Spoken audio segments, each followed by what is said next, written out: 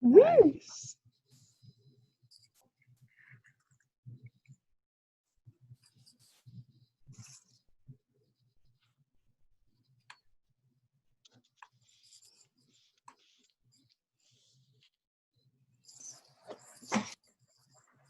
All right. Hi guys. My name is Jim Gravescape, or my actual name is Jake. And I am today playing a death cleric, who Furbolg death cleric that has the background of a hermit. He's kind of very much this. He's kind of a little self-centered, but also more just like kind of keeps to himself. But he is very, very much the kind of person who likes to go around and help other people, which is part of the reason why he likes to do healing magic. So.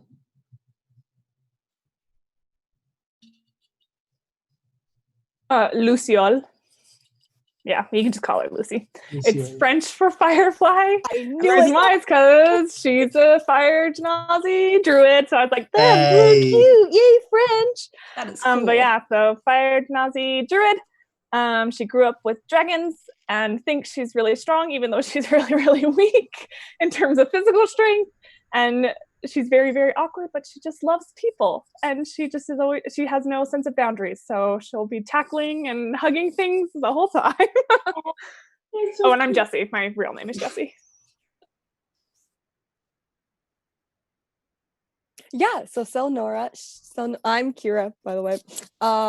She, you know, like those typical like diva celebrities, that's basically what she is. She gets really mad if you don't know who she is. She travels around the world and plays her music, so she's like part bard, part something else, but I won't get into that later. I'll get into that later. Yeah, she's just all about herself, kind of. She only joined this group because she felt like they needed to be graced by her presence. Love that. So yeah, that's a little bit about Selnora. It's like her name is Ado Redolano, which it's totally not ripped off of anything. But she goes by Adore, and she is a 5'2" half-orc paladin with a red mohawk, who's also always on a broomstick. And she's an archaeologist, and all you know is that she has like a benefactor who sends her on these missions, and she speaks very highly of him. I like it. It's a hard C. It's Caradwyn. So Caradwyn is a tiefling sorcerer. They don't know where their powers came from because they were orphaned and adopted by one of the temples, where they became an acolyte and learned to harness their power and all that good stuff. But they mostly keep to themselves, and they don't try to make any sort of problems when they're not needed. Love it.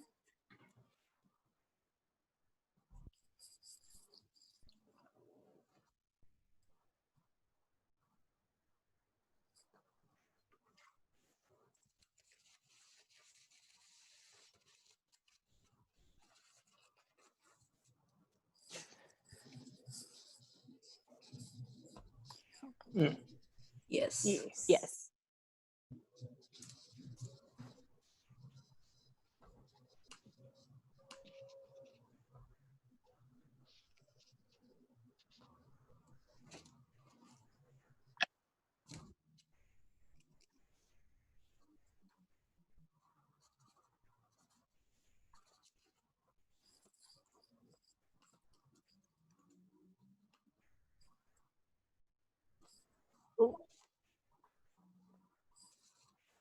A duchess? Well then.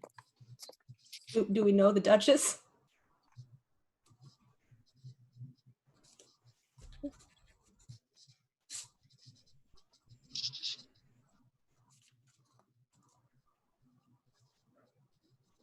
Well, isn't this exciting, y'all? I immediately went to the door and just open it wide. I'm like, oh my goodness, wow, we're being summoned.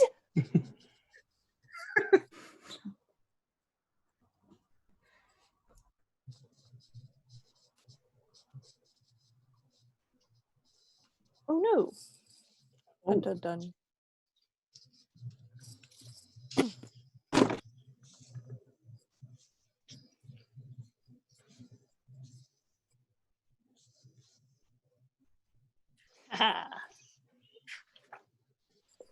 We love audio, guys.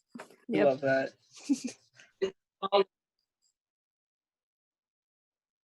Okay. Yeah. Cool. Okay. Can we go over like what everyone's class is and race, just so I can have it in my notes because Yeah. note taker. Me For too. I both- just grabbed my notebook. Furbolg Death Cleric. Lucy. I am Fire Genasi Druid. Great. Adore is a Yes, I am a half-orc paladin. and then Testing. Dwen. Better. Tiefling sorcerer. Right. Hi, Twitch. Is this better for everybody? Excellent. Bard Alright. Warlock. Perfect. Bardlock. Bardlock. Hey. Love Elf. So, Okay. to just There's wrap your up, time. if no one could hear me before, the Sorry, guys. party got a knock at the door and was summoned by the Duchess. Lucy opened the door, and I was just describing the guard.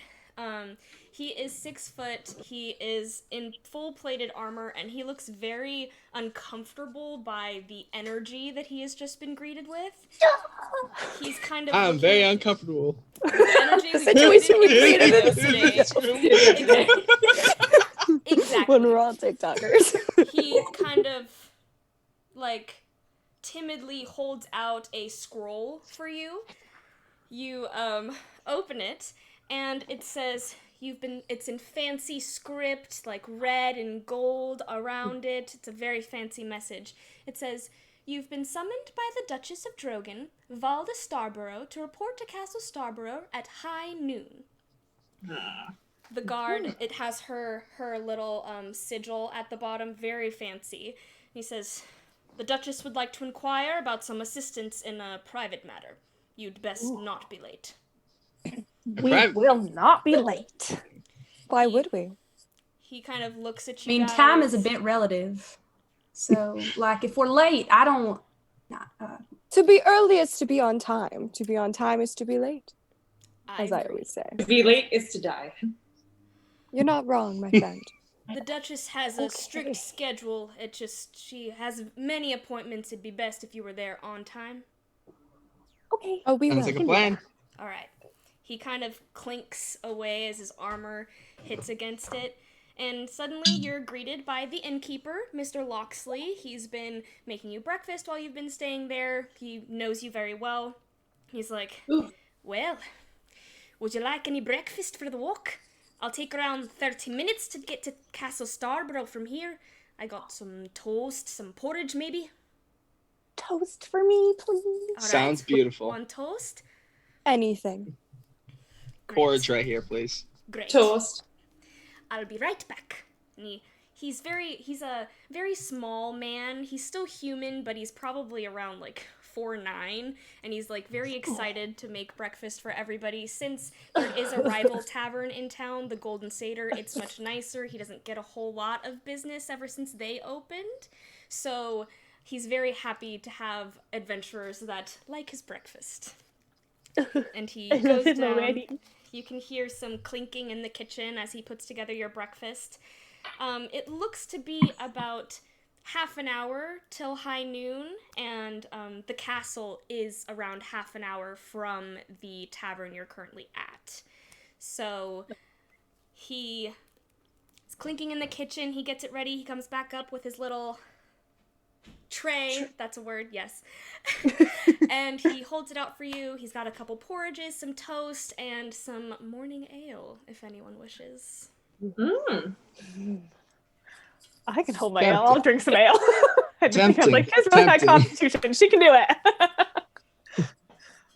I do drink ale then. Great. Is it Sunday? Is Have it a little sip. Okay. As just a little treat. bit. All right. I'll like do a pinky up and like drink it Great. slightly. Perfect. I'll just chug it. So, how would you like to proceed? Well, I think we need to get moving. Grab I agree. Yeah. Yeah, sounds like a good plan. All right. Come So, To the castle. you guys start making your way to the castle. You eat your breakfast. It's very good. He has a gift with porridge. And as you're making your way through the city to Meldrum, you pass Pelton's pottery shop, you pass the temple, you pass just the warhouse, who's manned by Scarlet. You've met her. And you're just, as you're making your way, you see that the buildings start to get bigger and much nicer. Like, the signature sort of sewagey smell that was around the Drunken Goat is instead replaced by a refreshing, like, citrus smell, probably by the plants, or even just how much cleaner it is around this part of town. And the castle towers the surrounding buildings. It is large and extravagant. There's a regular gate with colossal wooden doors and a drawbridge. There's various artillery that you can see should it be needed to defend the castle or the town. And one of the guards approaches the party. It's not the same guard that summoned you this morning. It's a different one. But he has a very tall posture. He's like, "State your business, please." Kind of raise my broomstick a bit higher so I'm closer to his height. I love it so much. I'll pull out the summon and be like, "We have a summon, we have a summon." I love the song. Takes it. Thank you. I was thinking of you when I made it. I'm about the whole way here. Yeah. He looks at it, he rolls it back up, gives it back to you, and is like, "Lower the bridge." And as he says this, you kind of hear some steps up above and a like clunk and a as the drawbridge starts to lower. As it lands, you get a even better look at the castle. It looks like it's been polished even. It stands out compared to the rest of the town, and certainly the town by the Drunken Goat Tavern that you were staying at. As you walk across the bridge, there's a door. The guard that summoned you this morning is standing next to it, and he opens it for you. Now this is my kind of place. The vibes in here are off the charts. You live in places like this usually? Not usually, but I do visit them. I've never been somewhere this fancy before, so this is new for me. Well, you know, life takes you in directions you never expect, and then you're there and you live with it. It comes with you for the rest of your life. Very True. So where are we going? Inside. Inside. Straight That's through smart. here, leads to the throne room. Burnham, got any good food? I mean, between you and me, the boar is immaculate. You know where I'm at. I appreciate that. Right this way? I just start marching forward immediately in. Perfect. There's a large stone hallway, but you can see from the door as you walk through just red and gold, like about 15 feet ahead of you. As you continue walking, the hallway widens to a throne room. It is fancy.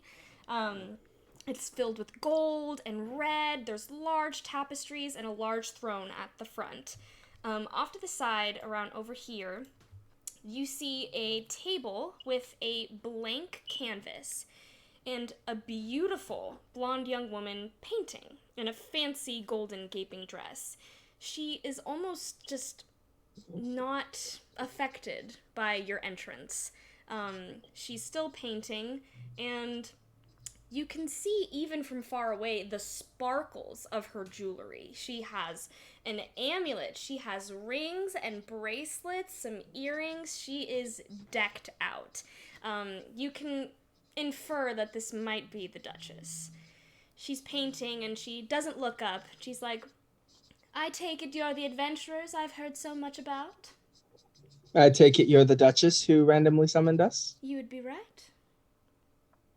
Well then. What do you want from us? Something has been stolen from me, and I need it back Your heart? desperately. Please. It is imperative in ensuring our future stability in the kingdom. It's the Starborough family jewel. It's priceless. It's been passed down for generations. It was gifted by Aerobrag, the neighboring kingdom that secured our allyship and our security. If it's known that it has been stolen, or rather that I have lost it, I'm sure a war will begin. You want to find a necklace? It's not just a necklace. My goodness. It's an I amulet. understand. Jewelry is quite great, isn't it? I can tell. You seem to have very Is there good anything taste. magical about this amulet? Well, I mean, I don't know if I can disclose that kind of information. I just know that if it's known that it's gone, then Arabrag is certain to storm the castle and take what they feel is rightfully theirs. I know precisely who's stolen it from me. It's those Veroldi of the Verold Isle, an island off our coast. Not knowing there were humanoid settlers, I sent a group of guards to secure the island under our rule. You know, rulers always have to expand their kingdoms to take care of their subjects, you understand. A few trees were cut down, and a few pests were killed to secure a safe camp, and this must have upset the natives so much they ambushed and killed all of my guards. They must have recognized my sigil and come to extract their revenge. Do I get the sense that this is the full story? Are her vibes good? Go ahead and make an insight check. Oh yeah. Ooh, this one. 15 plus 3, 18. Great. So, you've never met the Duchess, but by her demeanor, you can tell that she's telling you what she wants you to know. If I may ask, please tell us a little more about this amulet. I want to know what is so special about it because it could be used against us. Well, it's gorgeous. It's quite large. It's in a velvet red drawstring bag with golden ropes. It was a gift that my grandfather received from the King of Arabrag, and it was the end of a war. It was a sign of good faith that the Arabrag kingdom was willing to stop if we were to become allies, if you will. And it's more of a symbol of trust than anything more than that, but as you know, the politics of a kingdom, it's just better if it's back in my possession. Where did you see your amulet last? Well, of course, in my jewelry box. Where else would one put their jewelry? But... Where? I'm sorry? I just keep my mouth shut. I'm just going to say, so where is this jewelry box? How did it get into the hands of the wrong people if it was with you? Well, my jewelry shop is in the treasure room, which is not connected to my room. That would be irresponsible of me. And the only people allowed in there are my jewelers, who polish my jewelry daily, and, you know, the guards. But last I checked when I was sleeping, they were knocked out, and there was just a savage way about it. There were some spears left over, and I just know it's that Veroldi. But if they just knocked them out, does that make them so bad? I mean, they didn't kill anybody. That's pretty nice. They killed the guards that were on the island. Well, that's true. They could be nice, but stealing is not nice. And I had not intended any ill will towards their people. I didn't even know of their existence before I sent mine over there. So I feel like it's just a big misunderstanding, and I just really need my jewel back. I mean, like, I feel like if you ask the right people, like, I know in my business, we know about a lot of different groups where people are living. We probably could have told you there was someone over there. I'm a door, by the way, and you're in good hands. I find things for a living. I'm very glad to hear that. The only problem is the island wasn't even on any maps up until 5 years ago. It was almost mysteriously hidden from the world. And the worst part of it is that these Veroldi don't speak the common tongue, so you can hardly understand them. And they hardly understand me or any of my guards. It's something I've never heard before. It's... What was my translator say it was? Sylvan. It's the old elvish tongue, if you will. But it's so hard to have communication between two peoples when you don't speak the same language, you must understand. But you can't Question? just sense each other's good intentions Hand and movements. enjoy a communion without words of just two people spreading information and kindness in the air between them. I suppose it could be tried, but I wasn't even there. It was my guards, and, well, you must understand that sometimes when you become a guard, it's because school didn't quite work out for you. You're maybe not the most, how do you say, poised, if you will. So, they may not have known that violence was not the answer. They may have been a bit... Jim's just like closing his fist as hard as he possibly can. She like notices, but she kind of even like takes pleasure in that. And she's, now that you're closer, you can see that she's painting a jungle scene. Take that how you will. From the island. And she's What? like, What she got there? oh, it's just a jungle. My guards, or the people who scouted the island before I sent my party over there, said that it is a jungle terrain. Ever since then, I've been researching what a jungle might look like, so that once I make it over there, or if I ever do, I know how to handle it. It's beautiful, don't you think? I have a quick question out of character. Mm-hmm. So is Sylvan similar to Elvish in that? It would require an intelligence check to take certain words that, like, might be similar to Elvish words and do a rough translation. It's not super easily understood, but if you have a good intelligence check, you can make out with, like, common sounds, common vocabulary, a general sense of what they might be saying. Okay, cool. Thanks. Mm-hmm. According to my sources, the Veroldi reside in the northeast of the island. There is something you should know about the beasts who reside there. The Veroldi keep to themselves. That's how we hardly knew that they were there. But this tropical island is very remote and, as I said before, uncharted until it was discovered 5 years ago. Due to its remoteness, creatures of such rarity have continued living there. Dinosaurs, if you will. Dinosaurs. Would you believe it? I've never seen one. But, I hardly think it's a lady's place to go looking for dinosaurs. However, I have found an expert on such beasts that I will send with you on your venture. Oh, as well as a small elite team that I've picked out for you. She claps her hand, and a guard leaves down another corridor, and he returns with a scrawny man with too many books and large circular glasses.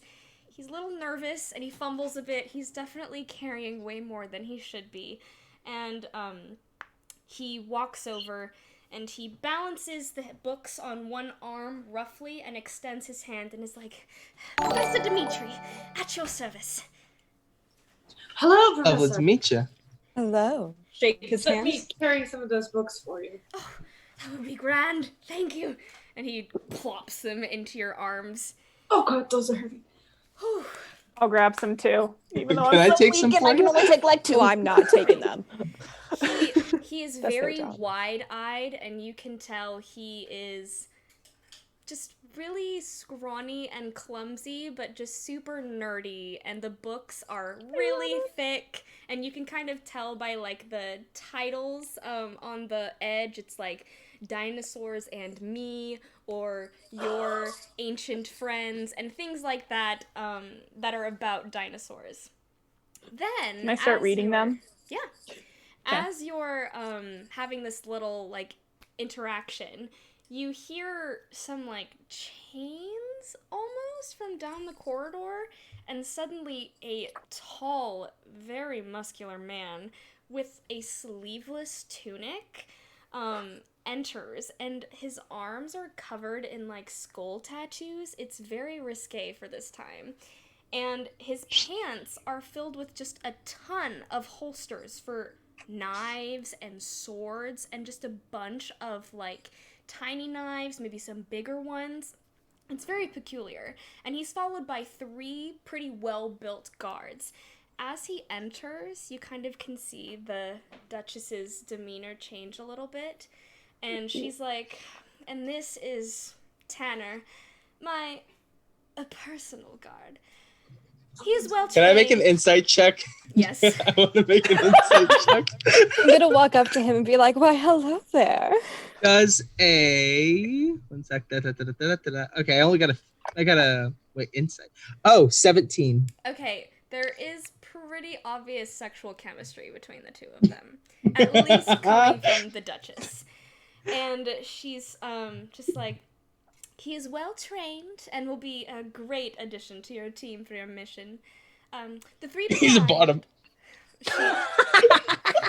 I'm gonna see if she hears that really quick. She like kind of hears it, but she's gonna pretend like she didn't. She's gonna be I just stop at like parse the ear for a moment, and I'm like, and I just turn to him like, yeah, I think you're right. Yes, I completely agree with that. Well, if you're done discussing his personal business, the 3 men Of course. behind him are guards that are well trained. They're also trained in sailing, which of course you'll need to sail in order to get to the island. They should get you there safely. As I said before, and she continues painting, but with a casual side glance at Tanner every chance she gets. The jewel is in the red velvet drawstring bag with a gold rope at the top. Retrieve it, and I shall reward you 300 gold pieces. Are we getting any supplies? Well, if you need any, I'm sure that Tanner can help you.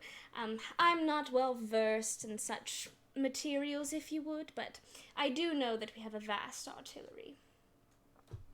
What do you need? Well, Weapons.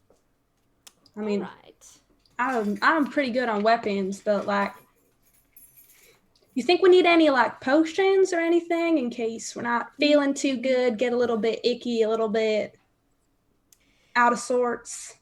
Rations for that matter. There's herbs. Herbs. She hears this and she's kind of like, I would hardly be an expert on this matter, but I do know we have an herb shop. Tanner, what is that silly little man's name? And she is remembering Dr. Daffodil is his name. Oh my gosh. And he is a doctor and an herbalist, and he has a little shop in town. Yes, Dr. Daffodil. Strange man. But he might have what you're looking for. Of course, if I were you, I wouldn't want to be at the island at dark, so I would hurry up if you would. Sure, I guess we could get going. I think we can make a quick stop, but I think we can go. Yes. Tanner steps forward and he's like, I'd recommend leaving immediately. I don't know about you, but I don't want to be in the jungle when it's dark out. Dr. Daffodil's on the way to the boat, so I suppose we can make a stop. Perfect. Let's get going then. Okay. Shall we? So he leads you towards the docks, and on the way to the docks of the coast is actually this, it's, I wouldn't say small, but it is not very big compared to the other buildings. If anything, it looks like it was an alleyway that was kind of made into a little shop, and you hear as you're approaching a little like like a few crashes and like, oh dear, oh my, and as you approach, you don't see anyone at the counter, but you see a small, tiny bell on the desk. Ding. Ding. Oh, yes, just a minute. Hold on. And he enters and Take your time. He has a small, like those, what are they called? Crescent moon glasses? The, like, half moon like, glasses? Yeah, the half moon glasses Yeah. that are Like dumb. just on the edge of his nose. And, as he, like, has to, like, lift his head up just to see you because they don't fit his nose properly and they're very small. And he's like, yes, what do you need? Do you have some potions we could buy?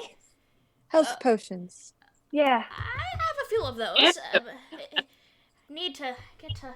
It's so dirty around here, you know. I just need to prep me next to the nightshade. Oh no, I don't want to look next to the nightshade. And he's kind of mumbling to himself and to you at the same time. He's knocking things over to like find where his potion stash might be. He's like, Can I help him look? yeah, sure, go ahead. Would I do like perception? Yeah, or that would be investigation. Investigation. Oh no. Okay. Investigation. 14. Okay, so as he's kind of like, he's like knocking things over, he's like picking things up and putting it really close to his face to see if he can read it. He's like, yes, makes you very large. Oh no, that's not what I need. And he's suddenly you see a sort of like glowing behind a few books, and you can see there are about 5 regular health potions. He's like, oh yes, very good eye. Good. And he kind of picks them up, and they're much too big for him to be holding all at the same time. And he's like, yes, well, how much do you want them for? Free? How much do you want from us for them? 5 gold pieces each. 5 gold pieces. Yes, all right, that sounds fine. Go ahead. Do you need anything else? I have some weird cream that's supposed to make your skin glisten in the sunlight, or is it burning? Anyway, I have a few other things that might be of interest to you. I have I have this hat, and he pulls out, it's just a regular hat. It is clearly not magical, and he just puts it on his head, and he's like, Well, It that looks is impeccable. Wonderful. Thank you. On you. Can I interest you in anything else? I mean, we're under new management these days, but I don't have anyone helping me. Well, my sister used to help me, but she had She's a single? little accident in the potion making. I wouldn't drink those too fast if I were you. Just proceed with caution. But, yes, I've been sort of by myself, and my sister was clearly the more organized one between the two of us. But, No kidding. can I help you with anything else? Do you have anything like something that just has like odd energy, like just something weird or maybe really old that you found somewhere? Those are my favorite. Let me see. And you hear some crashing as he's like looking through. He's like, And he brings forward, and it looks like just a monkey figurine. You can't really tell much of it. And he's like, well, monkeys are weird. Does this tickle your fancy? I mean, how old is that? Well,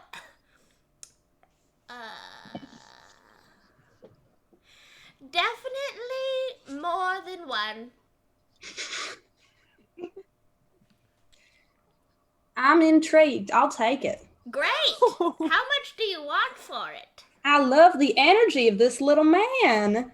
How much do I want for that?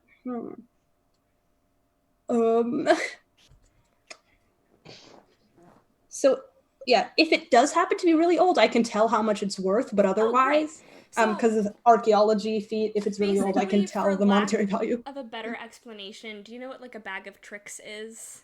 Yeah. This is from a bag of tricks, and it's a monkey that you could throw and it'll become a monkey. But it's not with the rest of the figurines or the rest of the bag, and he has no idea what it is. All right. Well, that looks like it's part of a set, so I wouldn't say it would go for the full value. Is it? Well, you've got a good eye for value. Are you in need of a job? Oh, I'm on one right now. Oh, that makes sense. Why you would need the potions. Yeah, but I can give you a gold piece. I'll take it. Thank you for your business. Does anyone else want anything weird? A little monkey. I think we're okay, and I think we do have to get going. I think the big guy Yes. back there is gonna get kind of mad at us. I won't keep you, but if once this job is done, if any of you are looking for work, I could appreciate someone with organization skills, because I clearly am lacking in that department.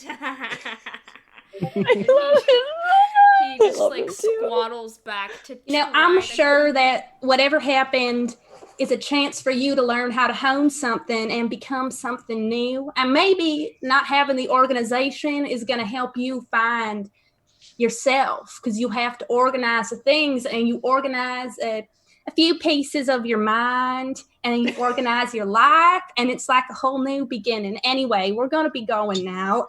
Right. You're very nice. Thank you. And he turns back around and squaddles. And, oh my god.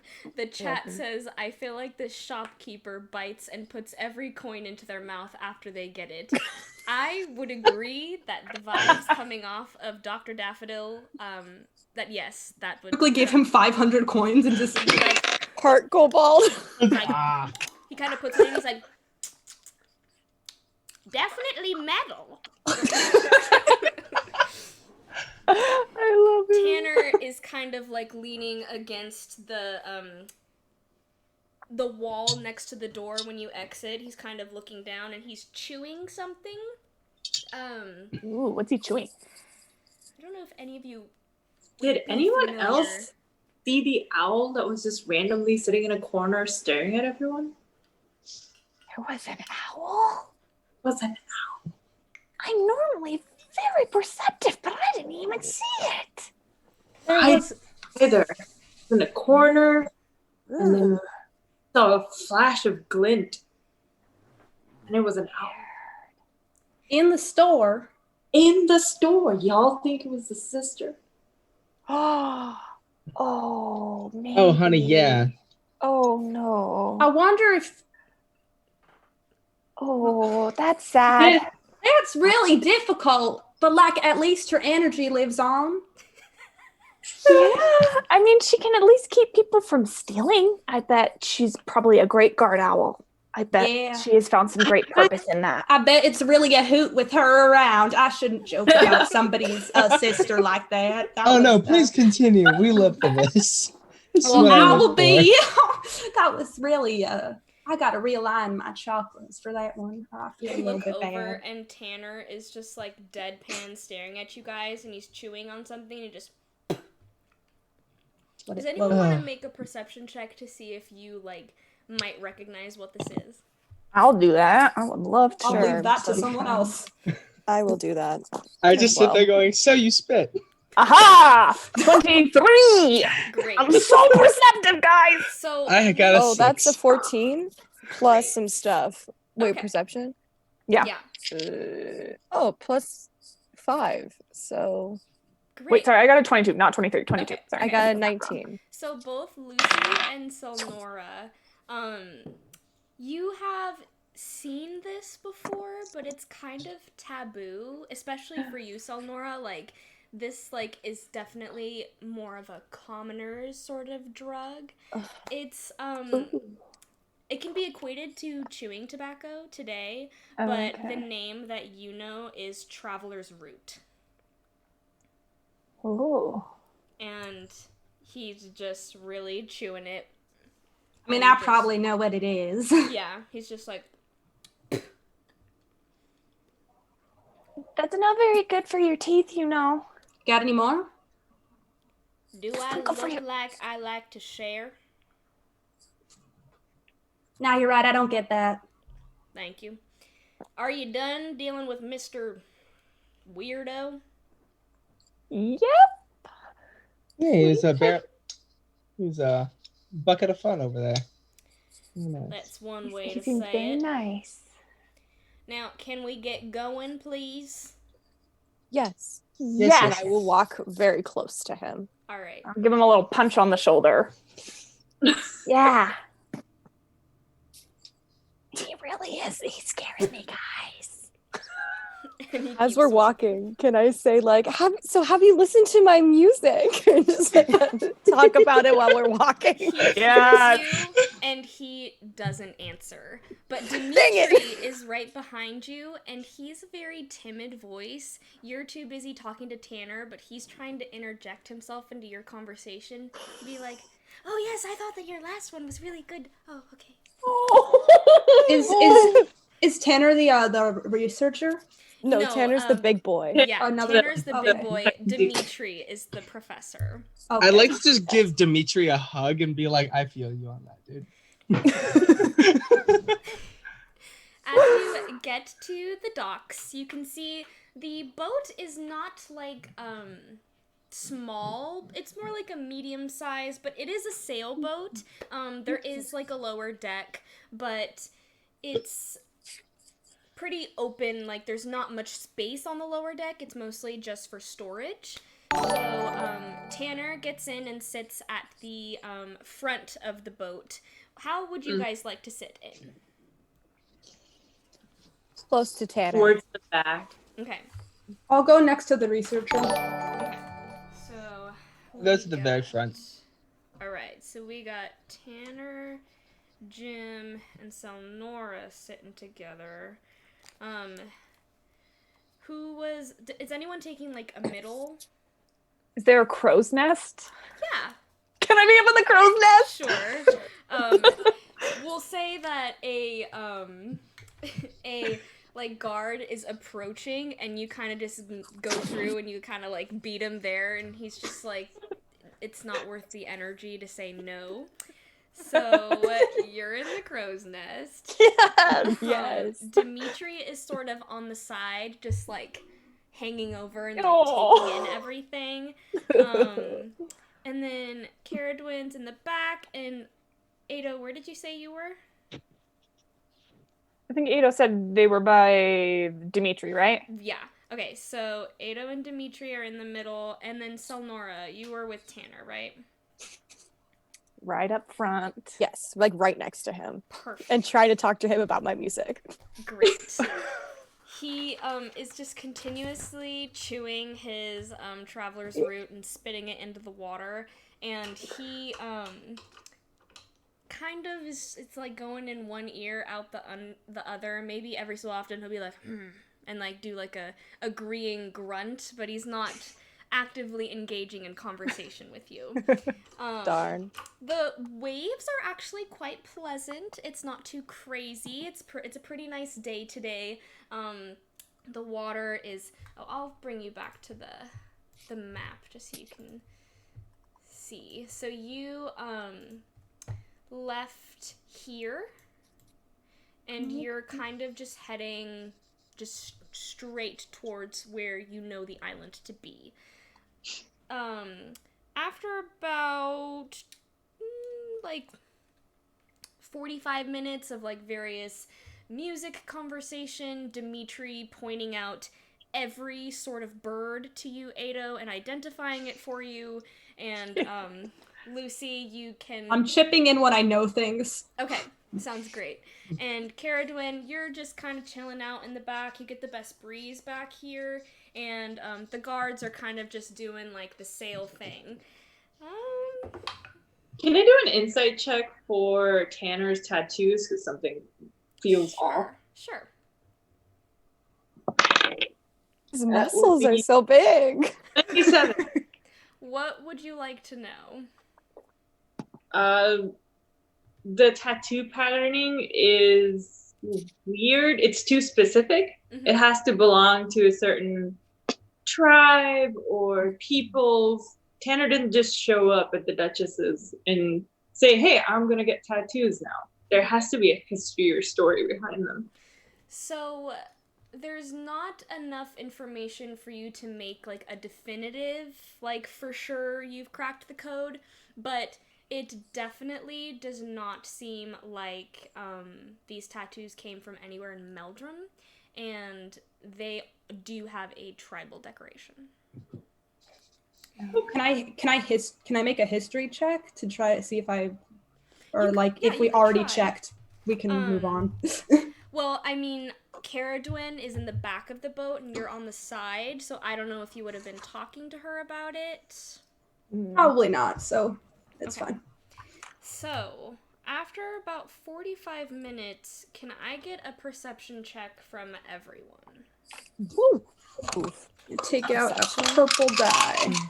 Let's do what is that this time? Non-natural 20. Great. Ooh. Non-natural 20 for me as well. Awesome. Nice. 14. Look at us, Jim. We are.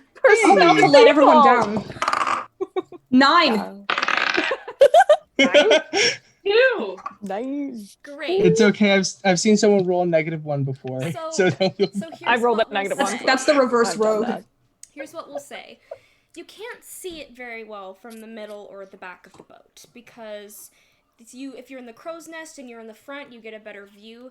My mohawk is a little floppy. It's blocking my eyes. Yeah. You see like a large shadow just go under the boat.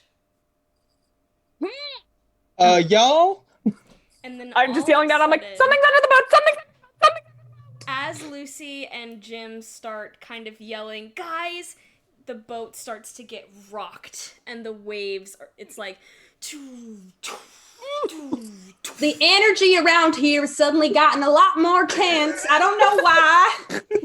The volume in this bus is way too. It's way too loud.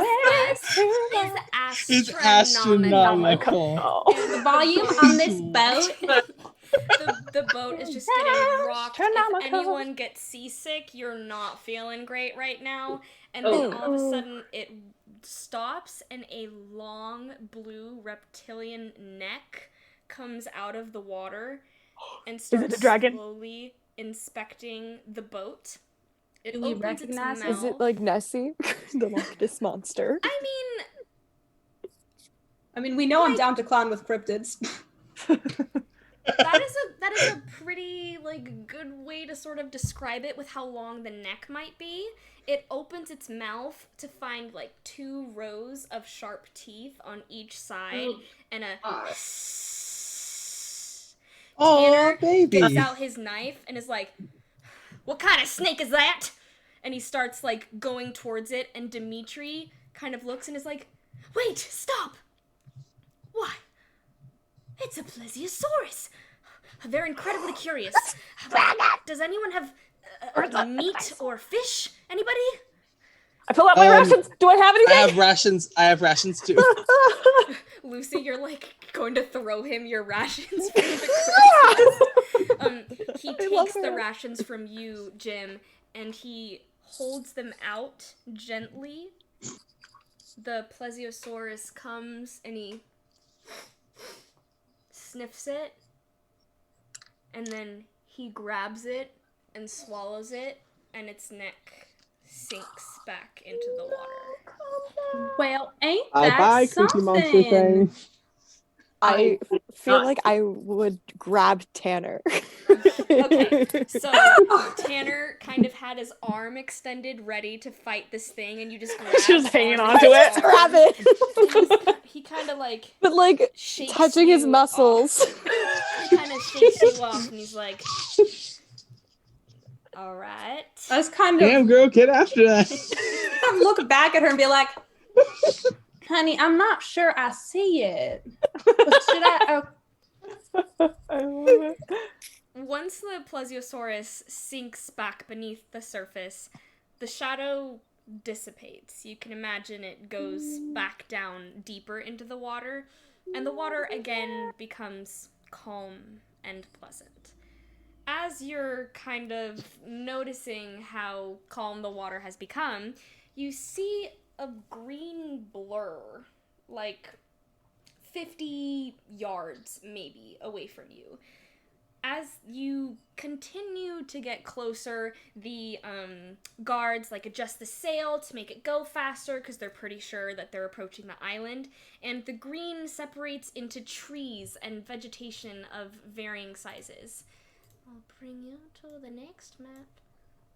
Here we go. That's the plesiosaurus, but and as you approach, you hear a weird squawking, sort of like a hawk, and a flock of strange reptilian birds flies overhead. Dimitri excitedly flips through his book and holds onto you, Ado, and is like, "It's a type of pteranodon. Oh, by the short tail, it must be the kind that has no teeth. Or maybe it has all the teeth. If this is the one that I think, then it just swoops down and swallows fish whole." And just Does it swallow people? If you're already dead, I mean, it might scavenge off of you. All right, guys, don't die. And as you say that, one of them swoops down, dives into the water, and comes back up with a fish in its mouth and joins the other flock.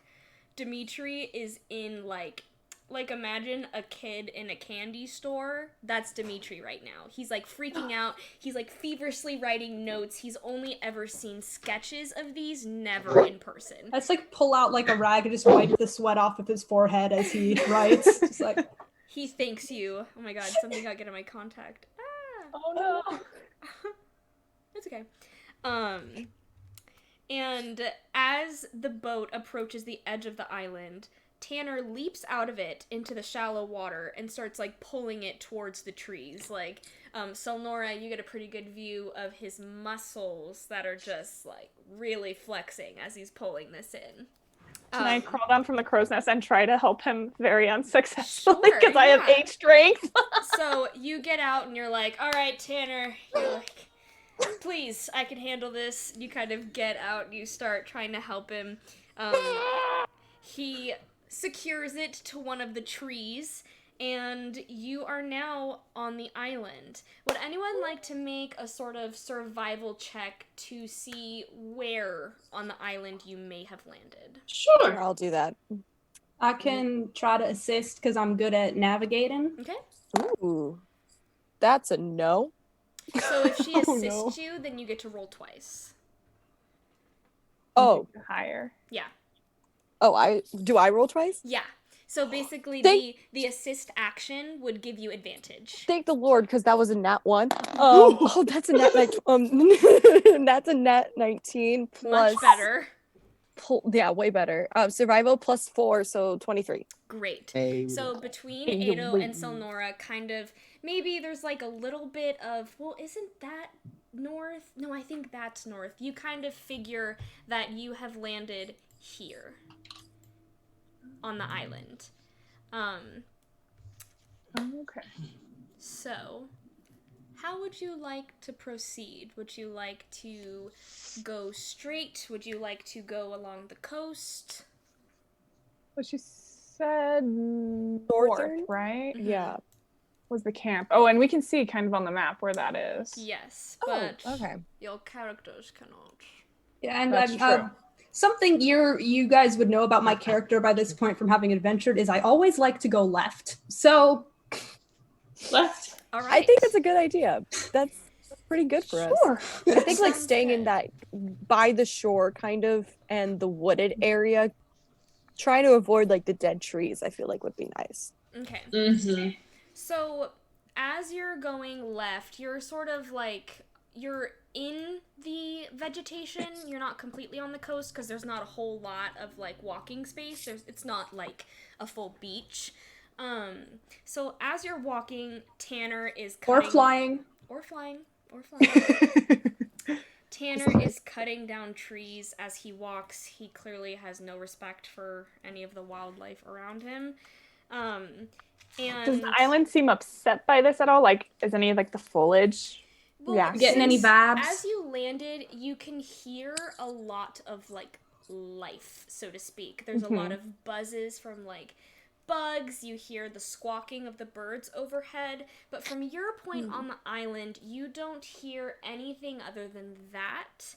And as you're walking through, you actually come across what must have been the previous camp of the Duchess's guards. You kind of see through the trees and through the dead trees that you have now discovered some like leftover supplies that are broken and not of use to you anymore. And you hear like groaning and like painful groaning, like and just like moaning about like 20 feet ahead of you, and it does not sound humanoid. It sounds like an animal. Can I? Tanner, you Sneak go up? look. Yeah.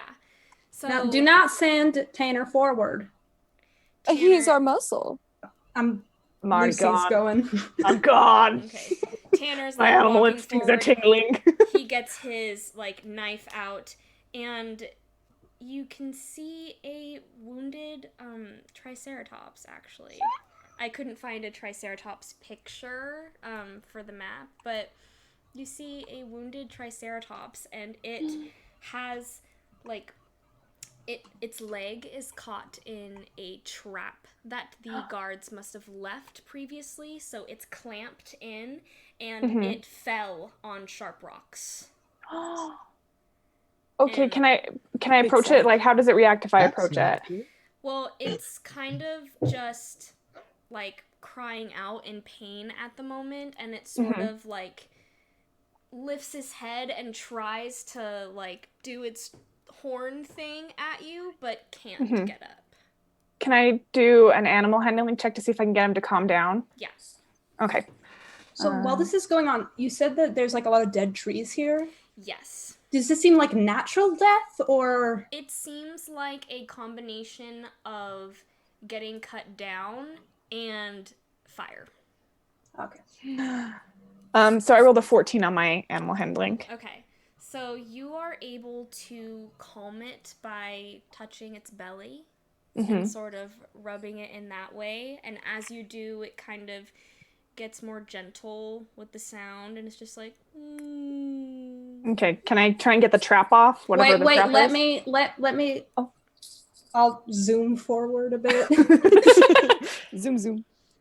Luckily, as Lucy is comforting it, the Triceratops doesn't take much of notice of you as you approach. It doesn't get very defensive. It's very clearly not in the position to fight at the moment. Does the trap look like it could be torn open? Yeah. Yeah, it is like a stereotypical bear trap. So it was one of these that went like, and Can I equip my can I equip my item, which is the gauntlets of ogre power, and try and tear it open? Yes. Can I assist you? Absolutely. Ooh, love that. All right, so Love that advantage. Ooh, 'Cause I was flying over to do that, but if you have those. okay. that's a cool. So that is ow. That is a 17. Okay, yeah. Let me see. Yeah, you're able to get it open. As you do, the Triceratops lets out like a painful groan, because obviously it was stuck in, but there's pain that comes with taking sharp things out too. Oh, sorry, poor baby. And but you're able to get the bear trap out of the foot. Tanner kind of like is still chewing and spits it, and if it were up to him, you would have left it. Dimitri like timidly approaches, because again, it's never seen these things up close before, only sketches, and he is very saddened by seeing one in this condition. He kind of you can see like glossiness in his eyes, and he comes to touch where you were touching, Lucy, to see if it would respond well to him as well. And when it does, he kind of like, it's clearly a very emotional moment for him.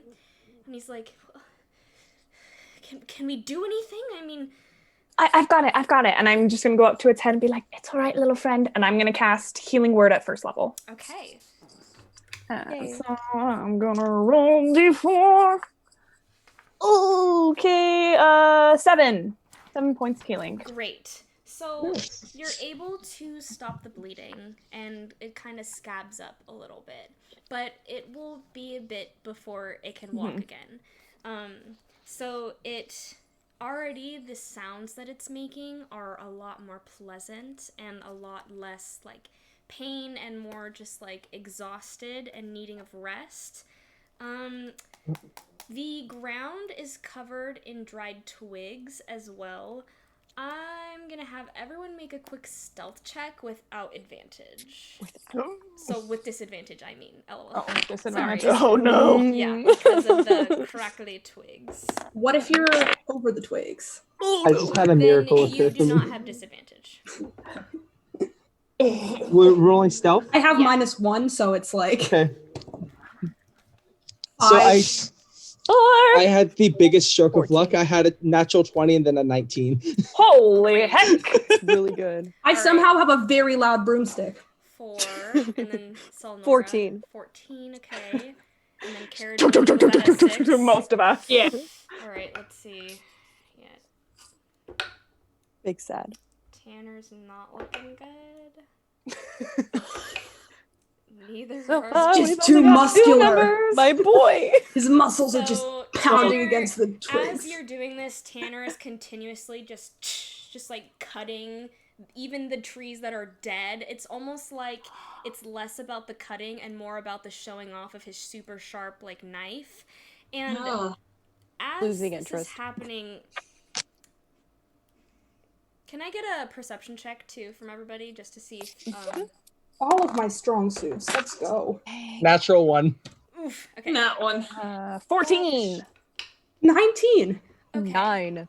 So, Ado and Lucy, everyone else is too fixated on the wounded animal. Lucy and Ado, you kind of hear some snapping of twigs about, like, over this area behind you, and over Shield here. is up. Okay. Oh no. Can I get any closer to see what the noise is? Yes. Y'all. I hear something. Something's over there. Gonna go check it out. So, as you approach, go ahead and make an investigation check. Oh no, this is not going to end well. Oh, 5. All right.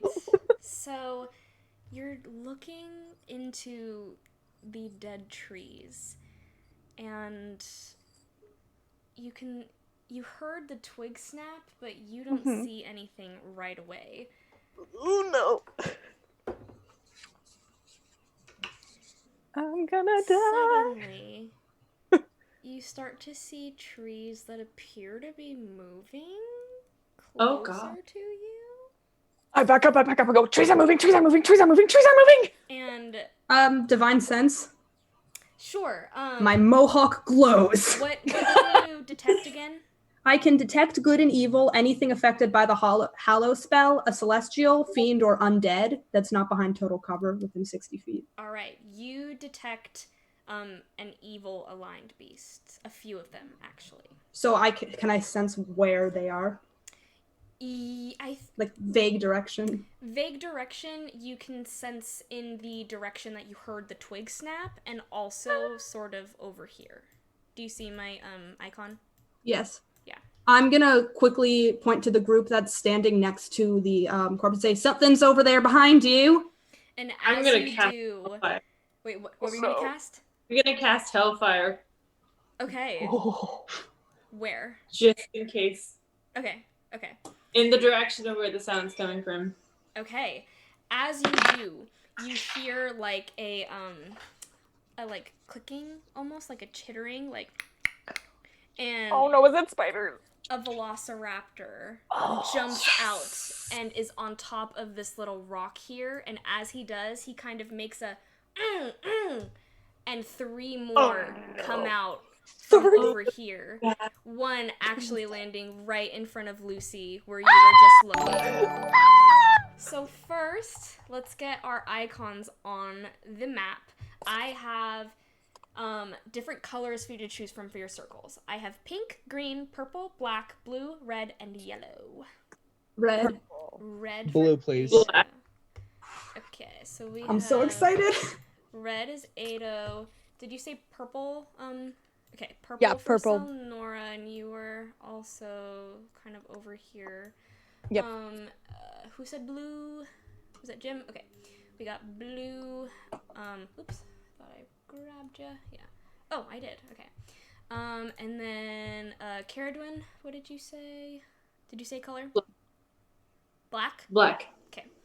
We got black for Caradwin. And then Lucy. What colors are left? I will There take is whatever. yellow, pink, and green. I'll do green. Okay. So No, then I'm gonna I get eaten. guess the dinosaurs will be pink. Yes. Yes. All I'm hoping is that we just avoided a surprise round at least. That's You my only did prayer. because of the hellfire, you were able to avoid a surprise round because it Teamwork. was one of them evading an attack as opposed to making one. Yay! So there's three Probably just saved me from getting eaten. over Finally, the Appreciate it. vibe check matters. Bless. Vibe check. There's one over here. So the dinosaurs are pink, and Tanner is yellow, I guess, over here. Yeah. And so I will need you all to roll initiative. Oh yeah, let's go. Oh yes. Oh, that's good. Gotta choose a good die for this. I got a 13. Okay, Oh, I'm is it? gonna record it this way. 25 to 20. I am 21. Great. Ooh. Fellas, 3. Okay. 15 to 20. Okay. We'll put Tanner no. there. That's fine. 10 to 15. 12. 13. Okay, so we got Jim and Lucy. 5 to 10. 14. Okay. 1 to 5. 3. Three. 4 minus 1. And then, Oh, no. wait, Caradwin, what did you say you got? 14. 14. Okay, great. I was looking for my other die and I knew I should have used it. Okay, It's sad. so luckily the Raptors did not do so well on their roll. So Selnora, you are your first fist. Yeah. I see the one kind of like diagonal to me. Mhm. What do I want to do? Um,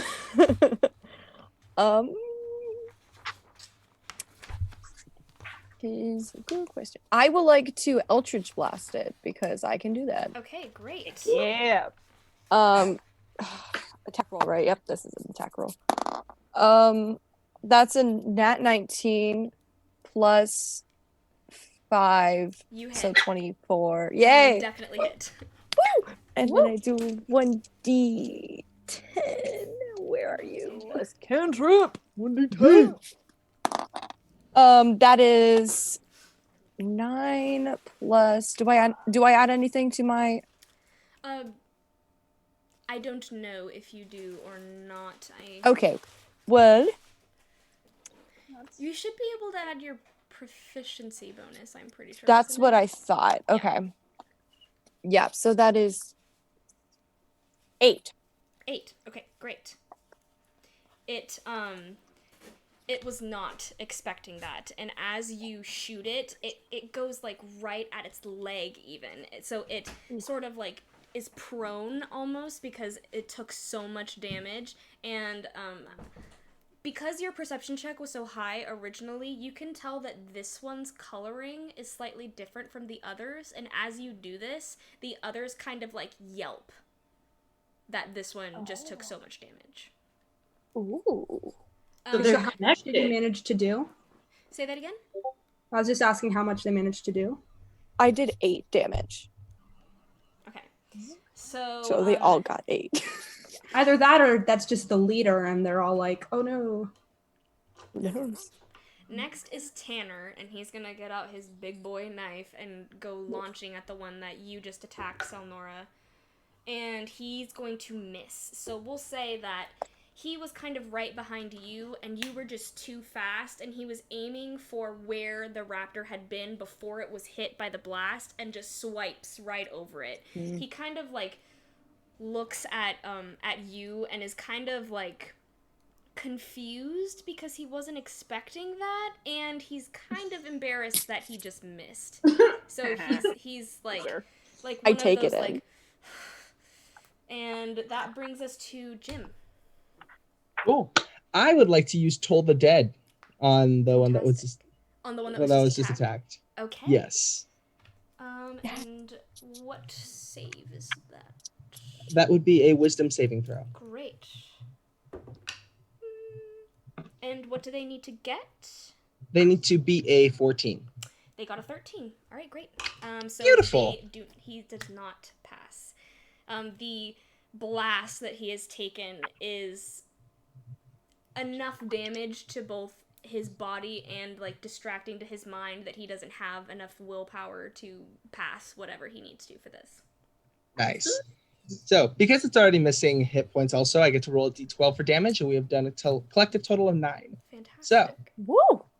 Nice. Great. we're excited about that. So, this raptor, both from the blast and now from this Toll the Dead, just collapses.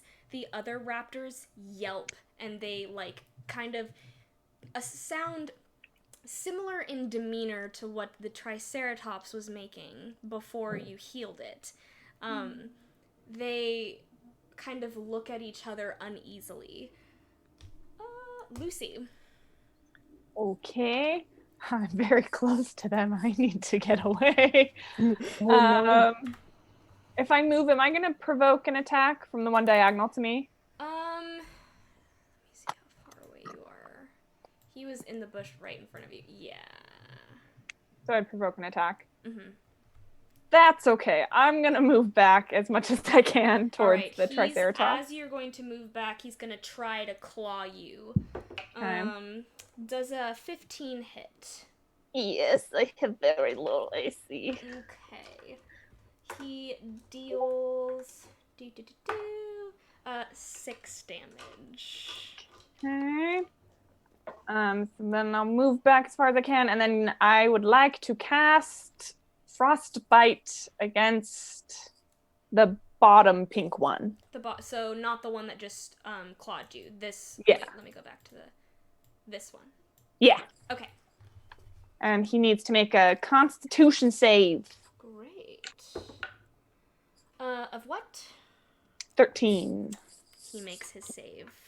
Darn it, Kay. He'll take some half frost damage. 2 frost damage! All right. Yeah. He is cold. He He shivers Chilly. a little bit. He's like, Ooh, what a little breeze that was. That brings us to Caradwin. Right. Cast Hellish Rebuke Okay. on the...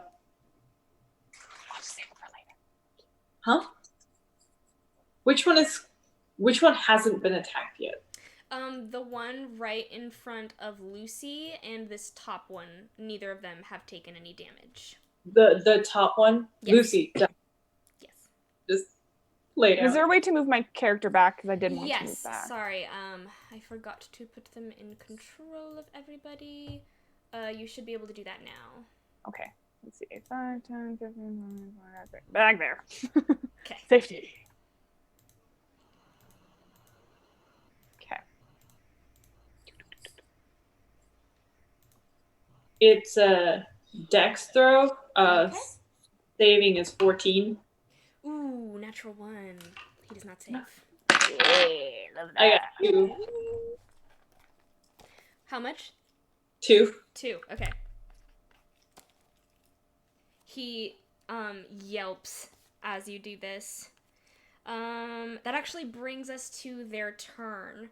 So the one that you just hit is going to... What is their movement speed? Okay.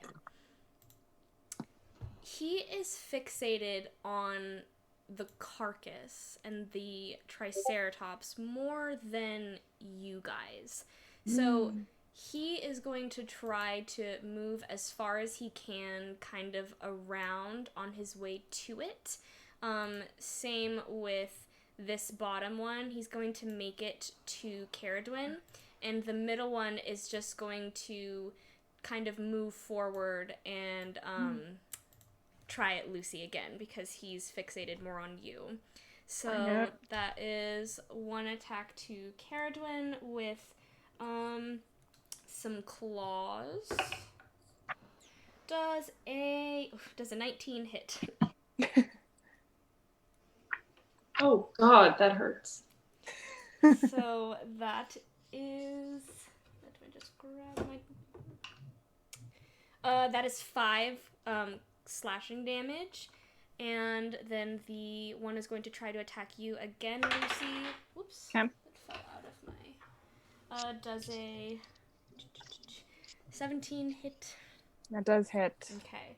That is another 4 slashing damage. Okay. And just as like a bonus action for them, they're going to start making similar noises to each other that the one that is now gone was making to them before they attacked. And that brings us to Ado. All right. Just as a sense, who does it look like has been hit the most, Arm? So this bottom one has taken some frost damage. This top one took some fire damage, and this middle one has not taken any. And has Lucy been hit a lot? She's been hit twice. She has like some pretty like not fatal, but you might want to clean it up so it doesn't get infected on her arm. Yeah, and then who's the yellow dot? That's Tanner. Okay. I guess I'm just, because where I'm already close by, I'm going to just move up into melee with the thing that's next to Lucy. Okay. And I will use my bonus action to cast Divine Favor on myself. Okay. Because that's a cool thing I can do. So, and then I will attack it. So all my weapon attacks for a minute with concentration deal an extra 1d4 radiant damage on a hit. Awesome. Okay, great. So I will cast Divine Favor, and then I will attack it. So I'm going to swing it with my flail. Yeah. Does a 21 hit? It does. All right, nice. I forgot to take my dice out for damage because I'm smart. It's an 8. Oh, I rolled an 8. Plus 5 plus 1d4, right? Yeah. So Annihilate would you this like thing. to describe how exactly you take down this raptor in one strike? Yes. Oh, well, with my total of 14 damage, I kind of, I'd like to imagine I fly up to it. I kind of skid to the side of my broomstick like I'm doing like a quick stop on a bike. Just take my flail and just bash it across the head.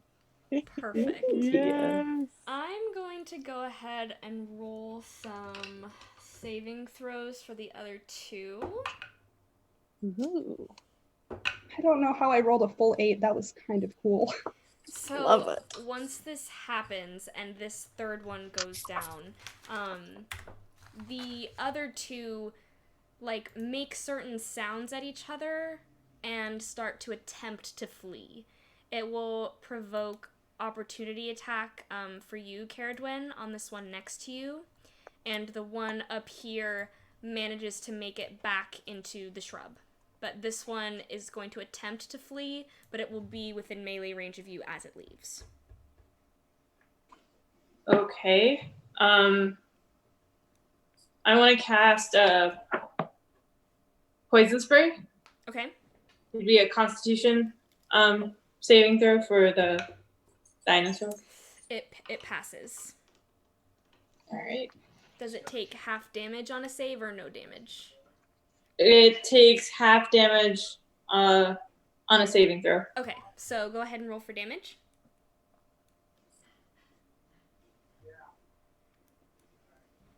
I'm using the wrong dice.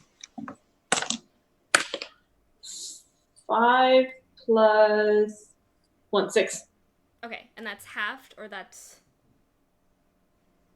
That the creature would take half damage if they succeeded in the...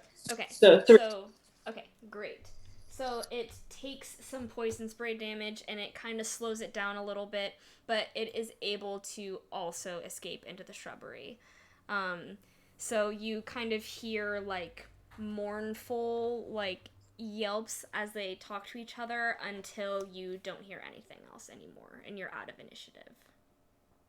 Dimitri, how's the Triceratops doing? Is it okay? Is it nervous? It's definitely nervous, but now that they're gone, it feels better. And Dimitri was hiding behind it. And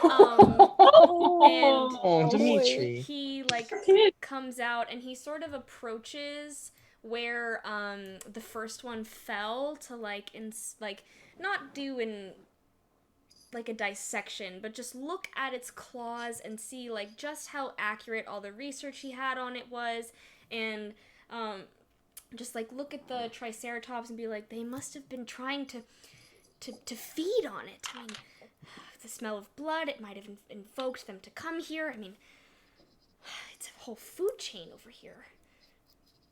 Will it be okay? And he kind of looks to you, Lucy, because you're the one that healed the Triceratops, as he asks if it would be okay. It'll take some time, but it'll heal eventually if we keep it safe and let it rest.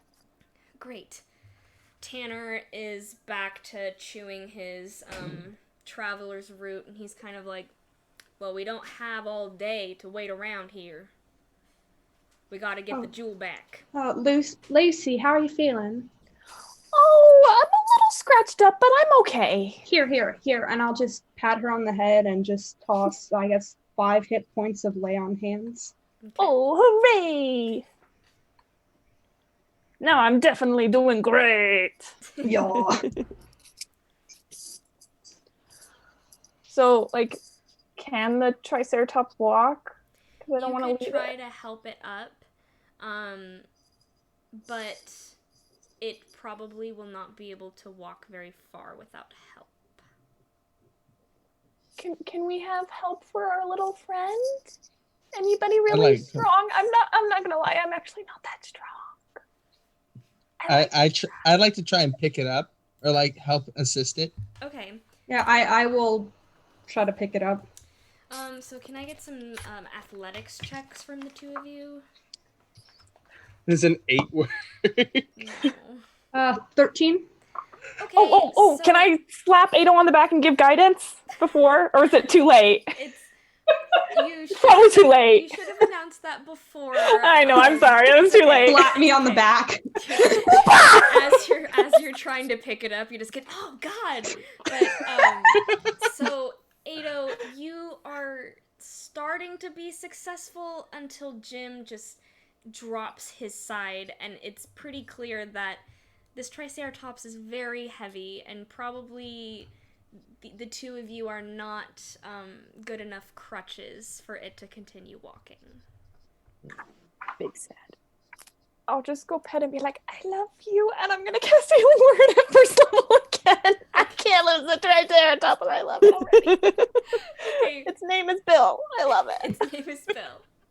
6. Okay. 6 points of healing. All right. I've given 13 points of healing to this Triceratops. So you He needs it. It's clearly feeling better. It tries to get back up, and it kind of does, but it's very weak, and it sort of like lets out a calling sound, and you hear one actually about maybe 20 feet away that sounds identical, and it starts slowly moving towards that sound. I'm gonna walk by it. I love it so much. It's coming from this direction, and So you walk near it, and as it gets closer to the sound, it kind of gets a little more like pip in its step, and you are greeted. You see a larger Triceratops approach it, and it's sort of like its alert is put up as soon as it sees all of you, but once the smaller Triceratops approaches and rubs its horns, then it is okay, and they turn away and they begin to slowly, as it's still got a little bit of a limp, walk away. I feel all my vibes just realigned. I just like go into like a little shrub and just cry a little bit, and then I like Dimitri joins you. Water the plants. What am I imagine? He like starts just vigorously writing in his sketchbook, and Tanner kind of rolls his eyes and is like, "Can we get on with this right now?" If I look really carefully, does he look even a little bit misty-eyed? Make an insight check. You have to agree, that was adorable. 8. Oh my god. All right, he rolled a natural 20 on his deception. So you don't know him, but you know that nobody's that heartless, and that he's probably been practicing the I feel nothing routine for the majority of his life. So it appears like he feels no remorse, but you kind of get a feeling that there's something going on inside. But I cannot see anything. Yeah. So I just look at him and go, "Who the hell broke your heart?" That's a story for some mail. Did somebody break your heart? And he kind of just keeps moving. He's, again, cutting down the trees. Dimitri tries to pick up his books and kind of continue walking. And he starts moving further down the path that you guys were previously traveling. Do you follow? Can I take the front? Yeah. So why don't we establish our walking order again? Tanner is leading. Dimitri's behind him. And Silnora, did you want to try to be, like, in line with Tanner again? I feel like probably behind Dimitri. Okay. And just wait, let me see what bardic stuff I can do, because it's been a while since I could play a bard. Roll to seduce. Okay, the first time I played a bard, I was a child, so that never happened. But what can I do? I can't really. I would say give some inspiration, but no. No, I guess I will pull out my lute and just start playing it, because we need some traveling music. Okay. Tanner kind of looks at you and is like, "Make sure you don't play too loud. There's carnivores out here."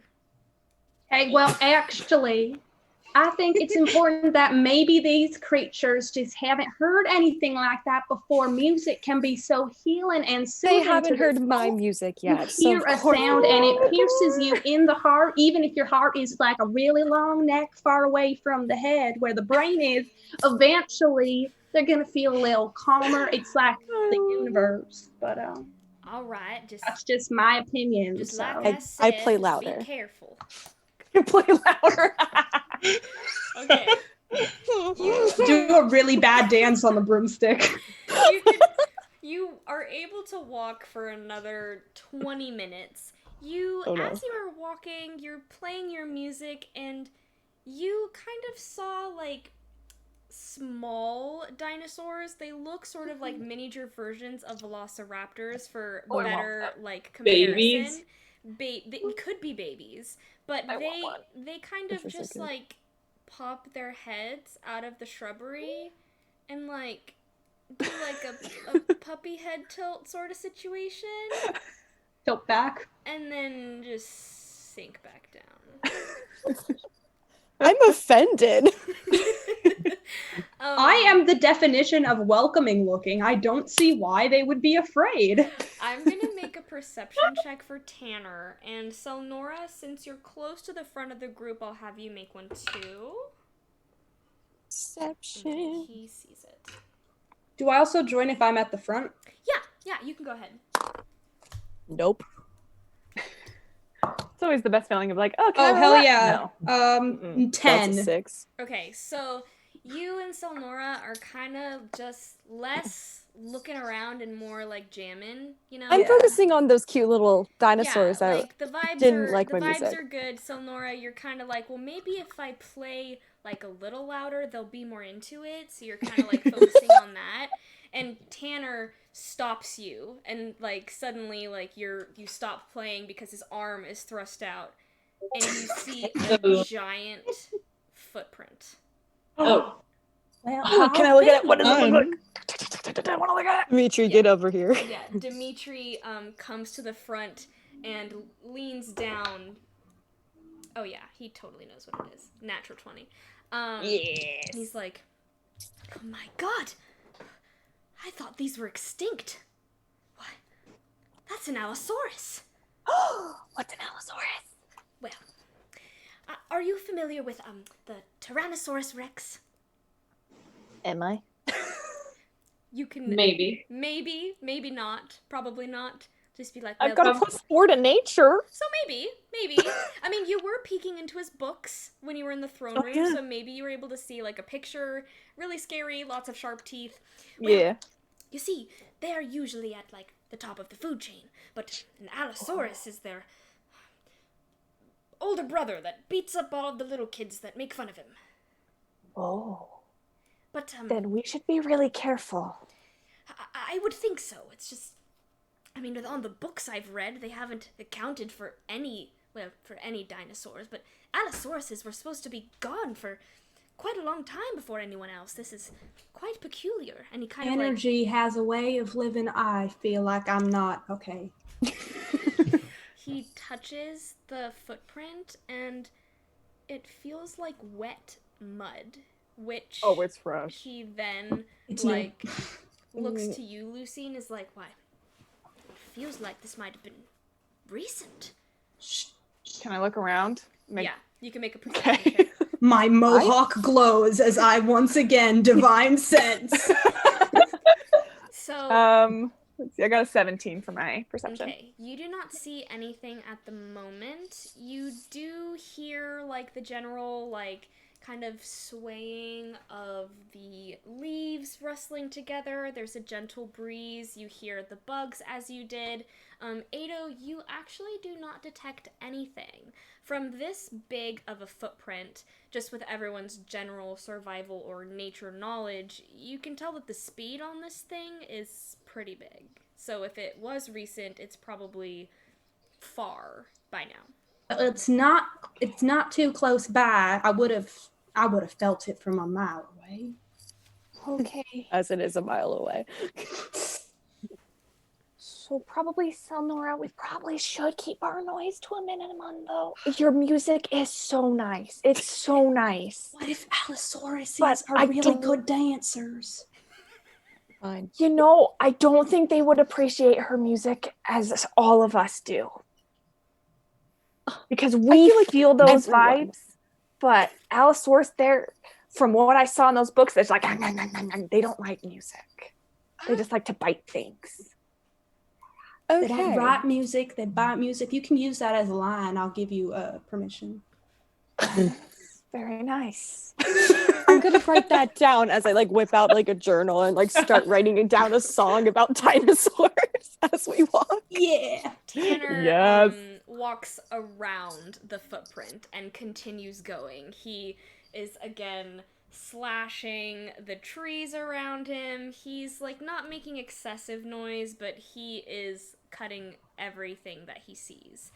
Can I You're throw like a little pebble at his head? Yeah, sure. Go ahead. Does he feel it? Wait, can you guide yourself? Divine pebble. So he feels it, but Oh, no. he it kind of just feels like something fell on him. You were able to get like a little bit of an arc with it. So he like looks up and he's like, any more of those flying dinosaurs around here? I don't I think hope they're one gonna poops on your attack head. you, Tanner. I just Don't felt some on my worry. You're hand, so too just hot poke for me. that. Oh, I'm sure it was just a twig. Or a pebble. Rotten. Or a turd in the wind. As you say that, he touches his hair and he like makes sure there's nothing in his hair, and he's like, right then, let's keep going. Moving on. It is mud, so it would count as difficult terrain if anything were to occur, but the music has stopped. Except for me, because I'm flying. Except for you, because you're Yes! flying. I love this broom. This You're is amazing. able to continue as you were towards the direction that you knew the camp was, from the Duchess's directions, and after about half an hour, you were in... I forgot to change the map. I'm sorry. You guys were walking, like, around this. There's, like, thick brush. Tanner was cutting a path through for you guys, and you are able to make it safely. You maybe hear some, like, rustling in the trees, but as you can see, it's the pteranodon, like, birds kind of, like, settling down as the sun begins to set. It's not entirely dark, but it is, you know, the sun is beginning to make its way down. And suddenly, let's make a general perception check, actually, before. All of us? Yeah. Okay. Perception? 23. Very nice. 19. Very nice. 3. 21. Great. So, luckily, the majority of us got over 10. 20. Great. 19 plus 1. You'll attack. Yeah, so the majority of us got over 10. So you are able to, as Tanner is cutting through, you, Solnora, actually are the first one to kind of, like, hold his arm a little bit as you see... Well, that's just anyway. Yeah. That's just Correct. natural. Correct. But you see through the trees an opening, and, like, it looks like unnatural colors, so maybe cloth? Okay. I go towards the cloth because I want it. Okay. As you Oh no. go more towards, there is two stone walls that kind of offer some, like, hiding, and you can see a couple of tents. You see, there is one female elf, but she is dressed in very old-looking clothing. It looks like it was made by, like, nature, like woven, so to speak, and she's filling a water skin. And you see a few sitting around this, like, stone hole, looking like they're about to start a fire. Are they all elven? Yes. Awesome. And then, as the party kind of approaches you and starts looking at the scene, you see emerge from the trees over here a beautifully woven dress and a woven headband, and it you can tell by what the female elf at the river was wearing that this is a higher status female elf, and she is holding a red velvet bag with a gold drawstring and walks into this tent. I will like to walk up. I am elven, so they could probably see me as one of them, and I will speak in Elvish and be like, "Hello, everyone. How are you?" Go ahead and make a charisma check. Heck yeah, I'm great at charisma. Give me. I was about to say, can I run up and slap her back and give her guidance, but I'm too far away. We pass the slap. You slap one hand. That's a 17. Okay. 17. So Ooh, that's high. Nice. The two elves that were around the fire look like younger boys, and they kind of get scared a little bit and run to the woman that's filling the water skin. And she stands up and she looks very curiously at you. Like, she kind of understood what you were saying, but not fully. Oh no. Speaking They Sylvan? speak Sylvan. They speak Sylvan. I don't know that. So I will try my best, like, talking to a person who doesn't speak English. I will be like, okay. I'd imagine it's like when you're like talking in a similar language, like when I speak in Spanish to my Italian friends and we get like half of what each other Yeah, is when saying. I speak French to Spanish. that Yeah. would be accurate. So Yes. go ahead and Portuguese and make French. an intelligence check. Can I do guidance on this one? You Have I gone close can. enough? You can. Guapa! Guided. You are guided. Thank you, because my intelligence. So how much does that? What does guidance? You give roll me? a d4 with your check, And you get and to you add guide. that on. Heck yeah, because my intelligence is not great. Oh, that's actually way better than I thought it was gonna be. So that's a +2, so 20. Great. So go ahead and tell me like the full sentence that you would have said if they did speak Elvish, and then Okay. maybe for flavor, like shorten it and do some hand movements. Okay, so what do I say? I'll be like, we are travelers here on a mission to talk with your leader. And I'll be like, we are travelers coming to you, your leader.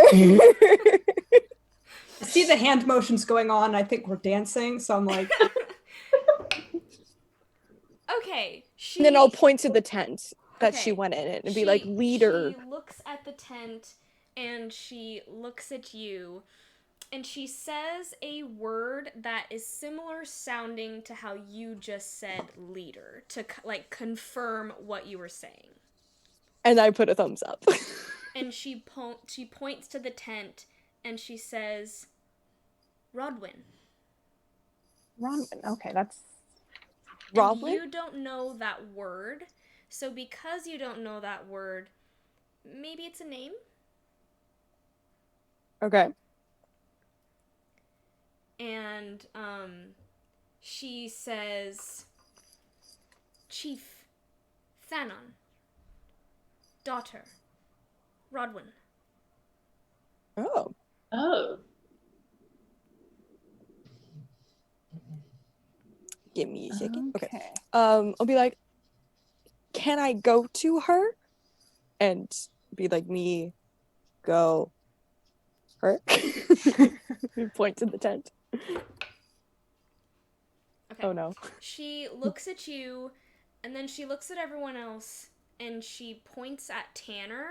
Is like, knife. No. Oh. And like, I put my hands up and I'm like, Tanner, put your freaking knife away.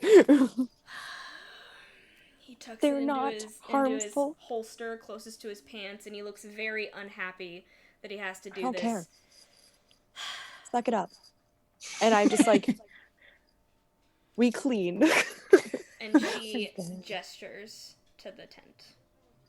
so who are they allowing in? I walk over. She, as they walk over, she kind of tries to say something to each of you. Remind me of your races just one more time. Elf. Elf, Genasi. Lucy, you're Furbolg. Genasi. Jim, what were you? I'm sorry? Furbolg. Yeah, Furbolg. And then Ado, you're half-orc. And then Caradwin... Tiefling. Tiefling, right, okay. So, you don't understand a word she's saying, the rest of you. But I know Draconic. I know I know Elvish. Oh, you Draconic. know Elvish. Okay. I know Elvish. All right, so then Yeah, you we could go ahead talk. and make an intelligence check to see if you can decipher a general note of what she was saying. Do you want All some right, guidance? that intelligence. 16. Okay. I'll take an intelligence. I'll take a guidance on that. I appreciate it. Cool. I'll roll the extra d4 real quick. So, what the? Okay, 1 second. I have crappy lighting. That's a 1. So I rolled a 17. Okay. So she's basically just repeating the names to make sure that you know their proper titles. And she points to the tent again and basically says something along the lines of treasure important. Okay. Okay. I'd like to bow real quick just to show her gratitude and then head out. This is one of those moments I'm so happy I thought it would be funny to take Draconic instead of anything useful. It's okay. I took Draconic That's a too. good language. And I was like, what would be Just unexpected celestial. of this half orc to be doing? Oh, you know, just Because why not? Oh my god. I was reading Furbolg and I was like, they get 3 languages? They do. They get a lot. multilingual kings. We love that. So the tent, compared to the others that you see, is bigger and has a fancier red cloth over it and a red, like, doormat, but there's not really a door. And So you can carpet hear- before the Say that again, I'm sorry? carpet before the entrance. Yes. And you can I hear wipe my like feet. soft speaking, not enough to like make it out. But there is clearly like a light coming from inside the tent as well. I guess I'll knock, even though it's just fabric, but find like a wood piece and knock on it. Okay. So the same woman that you saw earlier that was dressed so fancily opens and she looks very curiously at you. She is very pretty and like has huge like doe Not as me. eyes that are just full of curiosity, and she says a sentence in very like intense Sylvan, but you can kind of pick out like Rodwin, your name. Hello, my name is Selnora. We are here to talk to you about this velvet bag of you, and then I will point to the bag. Okay, you can see it's on a like Pedestal. equivalent of a pedestal, but it's not so fancy. It's more of like a wood slab that would hold like like trinkets or something, and it's sitting there. And she kind of looks a little confused. She's like, "Bag?" Yes, very good. And I clap. She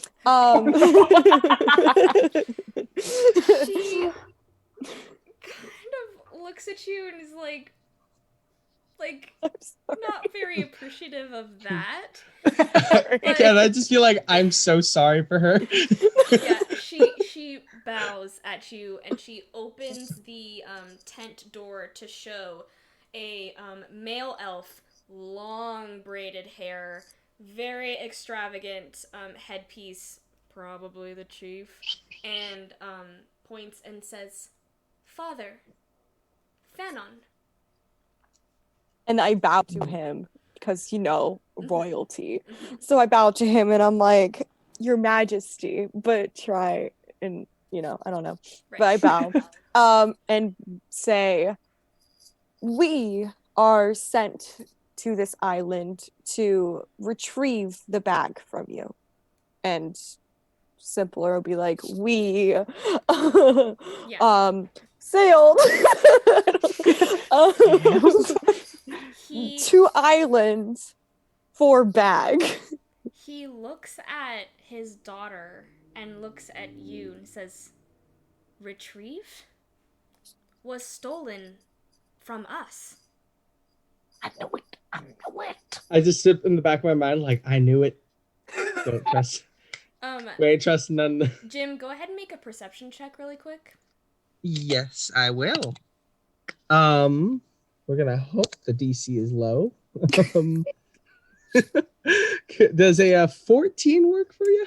Yeah, you kind of feel Dimitri get a little shifty in his feet. No, Dimitri! I'd like to just blatantly in the middle of the tent turn to Dimitri and go, Dimitri, you bastard, don't you dare make another move. Is he like trying to like sneak back? No, he just looks very nervous. Never mind, you beautiful person. Stay there and stay calm. We will protect you with my. And I'll protect you with my life. Tanner tightens his grip on the sword that he had put in the holster. I put my hand on his. I'd like to ready my Stare. warhammer. Directly at him. Just for With, funsies, I'm just gonna do my last divine sense. I just want to get the sense of if these people are good or evil. These people are good. I believe that. And just for fun, are there any celestials, fiends, or undead? within Yeah. the Range. range. Clear. Thank you. Yes. Is Tanner good or evil? That is the question. So That is the good question. he's neutral. All right. So he does what he needs to survive. Yeah. But as this is happening, Oh no. Tanner pulls out his knife and points. Can I try and stop him? I stand You in can front. Try, but I'm in the so front. weak. I'm so weak. I probably I'm just fail. yeah, and I'm gonna say in common to the whole party as this is happening, they're good. Yeah. hand it over. We got that. I'd like to Eldritch Blast the knife out of his hand. Yeah. Okay. I know that this is a bad idea. Okay. No, But it's hey. a great idea. Always go with the cool idea. Okay. What kind of so you're aiming not at him but at the sword. So can I have you roll to hit, like, just to see if you aim correctly? Come on. Does a 18 work for you? That will work. You're Love able it. to hit it out of his arm, and he like kind of like shakes it because it probably made the blade really hot before he dropped it. And he's like, "All right, there's enough fun and games here. I need that bag, and I'm taking it with me." Calm down, Mr. Bounty Hunter. This isn't about you. This is about justice. Now sit down, shut up, and let the adults do the talking. I look at you and I give you a wink, and I will give you some bardic inspiration as I wink I love at you. Thank you. Amazing. Dimitri is fixated on the way the bag has fallen around a shape. It doesn't look like what's inside is a jewel. Okay, so Mage. Yeah. You can make a perception check. Mitri, you see anything weird? It's the strangest thing. But it 7? But it looks like there's an egg in the bag. It's a baby That dinosaur. wasn't an amulet. Tiny baby dragon! I love dragons. Tanner pulls out another knife and is like, Oh my "All right, gosh, you don't understand." God. Tanner, you really want an I'd like egg? to Eldritch Blast it again. This time he sees it coming and he moves his knife and he's like, What is that? Dimitri does not speak Elvish, and so he kind of turns to you, Selnor, and is like, Selnor, could you ask them if it's an egg? Okay. I will ask and be like, is it an egg? And I will do like a little egg shape. Okay. Rodwin and the chief both nod and pull it out from the bag to show. Dimitri gasps because he recognizes the pattern on the egg and the coloring. He's like, wait a minute. It can't be. That's an Allosaurus egg. And Tanner's like, hand it over. And No. Dimitri's like, what would the Duchess want with this egg? There's only one Allosaurus on this island. This egg is the guaranteed of the continuation of the species. With the Allosaurus gone from the island, the Duchess will be the top of the food chain, and we could take over this island rightly as she's claimed it. Oh, it's going down. I will throw hands. I am ready Throw to hands fight. with you. You know, there's one thing I like more than exploring ruins and old artifacts, and that's exploring those things when they're just in their natural state. So I'd prefer if we could keep the island this way. You don't understand. I do understand. We all understand. That dinosaur cannot live. I think Your it can. vibes are so aggressive right now. Like, is death have to be the answer for everything that feels There's slightly an Allosaurus uncomfortable? As a here. death cleric, I'm there's not one- sitting here in the background like, As you're talking, he pulls out another matching size sword and is like, all right, if you're not going to give it to me, I'm going to take it. Can I stand in I like to between him swing my and warhammer the at like- him. elves and the egg? Okay. Yeah, I guess we can roll for initiative then. Jim, Yeah! if you're gonna, Yes. if you're gonna I swing, am ready. Is he gonna transform into a dinosaur? Going to beat him. so Jim, if you're gonna swing your warhammer first, you will get around since you begin initiative. But everyone just Oh yeah. Okay, Oh goody. no. so 25 to 20. Great. Um, Take that, 15 guys. to 20. 19. 15. Okay, so we got Lucy. I am ready to beat the crap out of that handsome boy. 10 to 15. Okay. 5 to 10. Oh, no. Oh, 5? Okay. 1 to 5.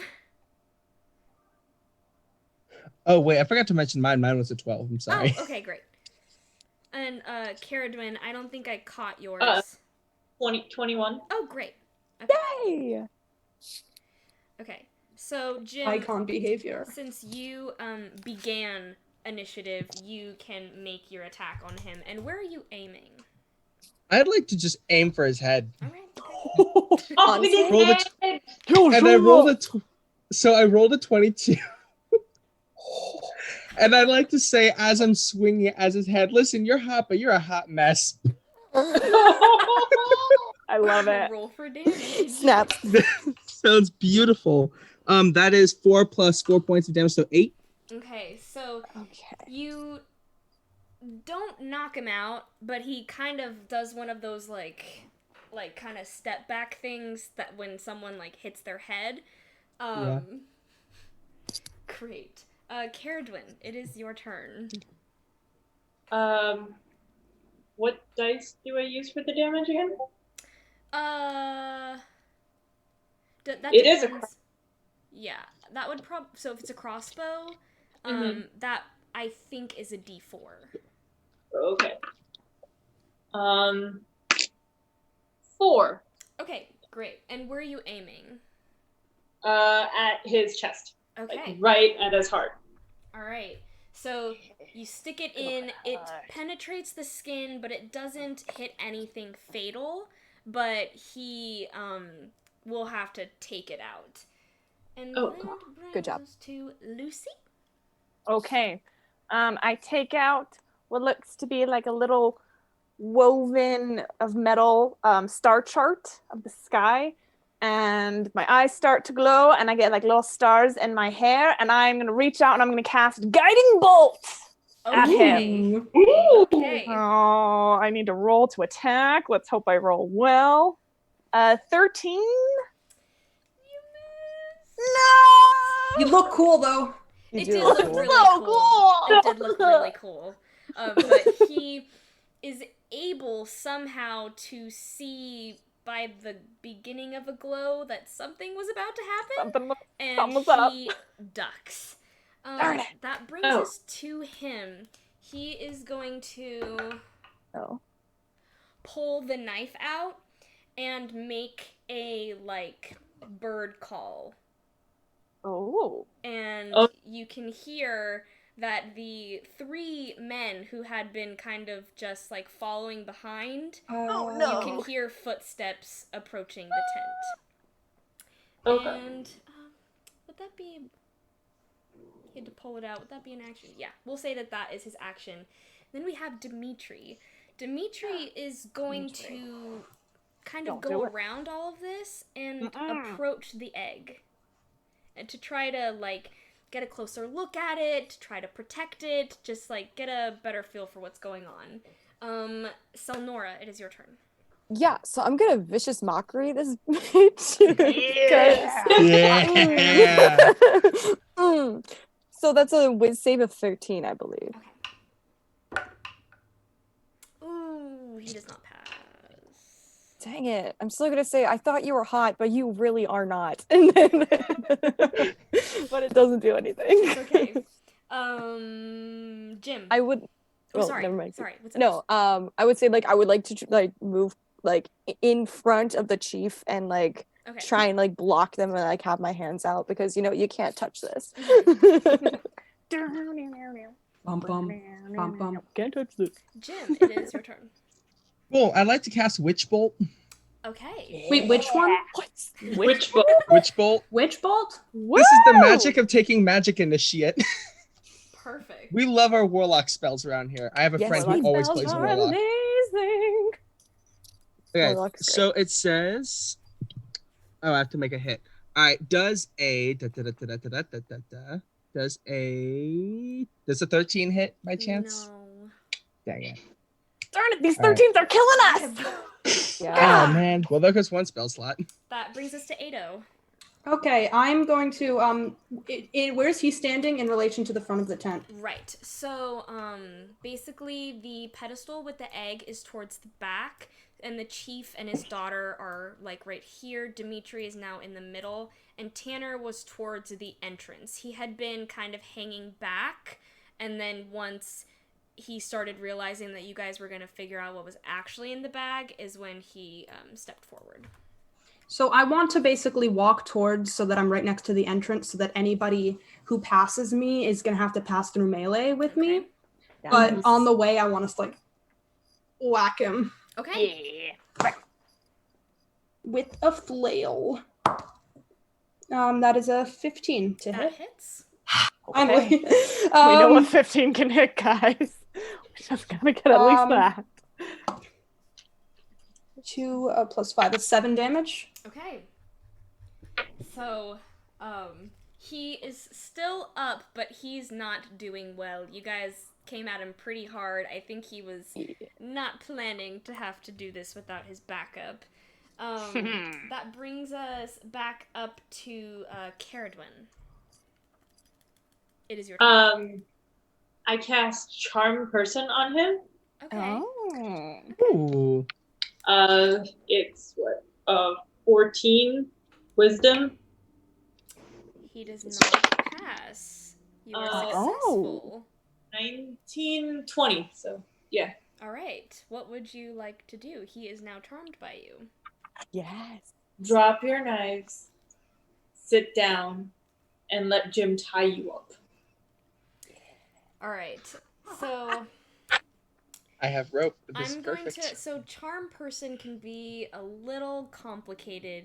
They don't always have to do what you say. They're just more friendly towards you. So I'm just gonna make an additional roll. Yeah, no, that was a failure. He drops his weapons. Ooh, I go to pick them up. Okay. I pick up his weapons. Okay. I'd like to tie him up. Yeah. Okay. As this commotion is happening and you get him tied up, Dimitri starts to gasp, and you hear a soft, like... Is it cracking? It's cracking. No It's way. cracking. And you It's look, hatching. and there's a crack that goes down the side of the egg. Dimitri is, like, freaking out because this is the coolest thing he's ever seen. The egg is moving just slightly and shaking a little bit, and suddenly you see like a tiny claw hand that's red come out.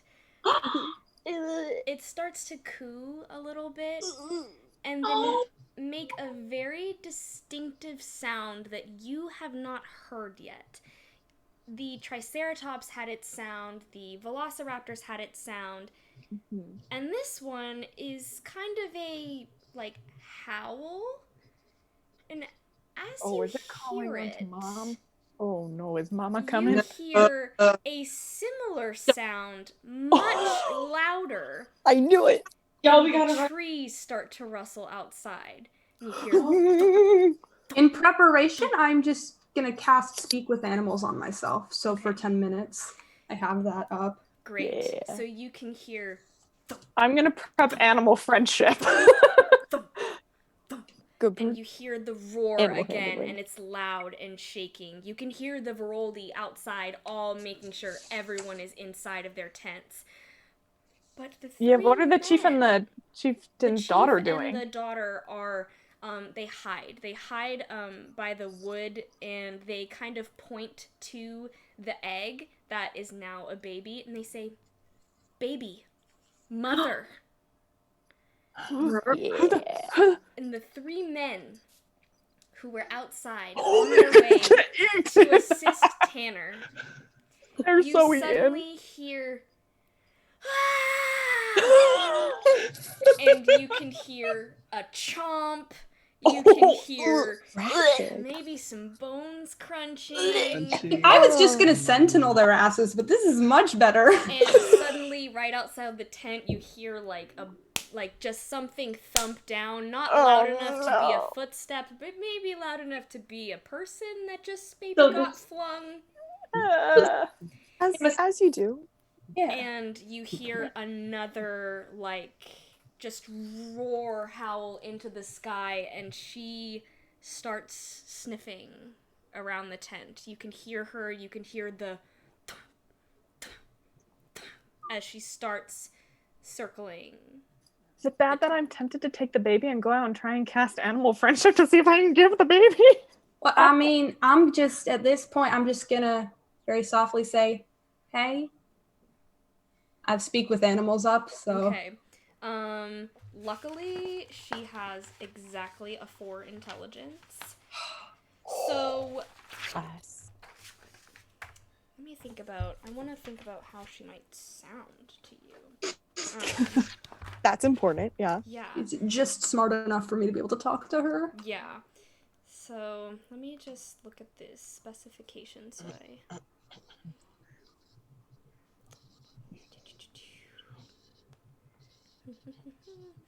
Tanner's freaking out, by the way, because he just heard his guys Goody.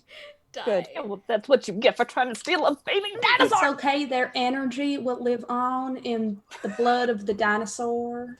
So you Want that kind of energy? You say, "Hey, Ado," and she stops walking. And you can hear like a growl almost, but she also sounds kind of sad. And she says, "Baby." Oh, we got her right here, actually. Isn't that just lovely? She hears that and she kind of makes a sound that's concerned because she's not sure if you're threatening her. Friendly. No harm. Here to bring you your baby. Like a midwife. No, maybe. I'd like to bring up speech of beast and leaf also and try and help her out with that, with convincing the dinosaur, hey, we're chill. Okay. She comes to the front of the tent and says, "Bring." Can you use the baby? Yeah. As you Lucy, exit, you see this massive red dinosaur with spikes all around her head, and she ordinarily would be quite scary to you, but it looks as though she's, despite the blood around her mouth from the men she just attacked, she looks quite... Leg just impaled on one of the spikes, still wiggling. It's fine. She kind of cocks her head when you bring out the baby, and it coos, and she sort of purrs, and brings her head down and nuzzles the baby. Can I try and carry out oh my god, I suddenly can't remember his name. Tanner? Tanner. Can I carry out Tanner and be like, hey, do you want a snack? Be like, my god would want this. I have a sacrifice for you. His vibes are rancid, Your Honor. She as we goes, bow. Honey. "Snack." Food. Yes. She Hungry after giving birth? picks Or up no. the baby by the scruff of its neck and places it gently on the ground. Picks up Tanner. Oh no. Wait, the And- spell comes off if he's harmed. Yeah, he's in the jaws of an Did allosaurus. this die? He is bound. Oh He is bound. But yeah, the jaws slightly clamp in and the charm person is off and he starts freaking out. She almost gently places him on the floor and makes a sound toward her baby. And Is the she teaching baby it to hunt?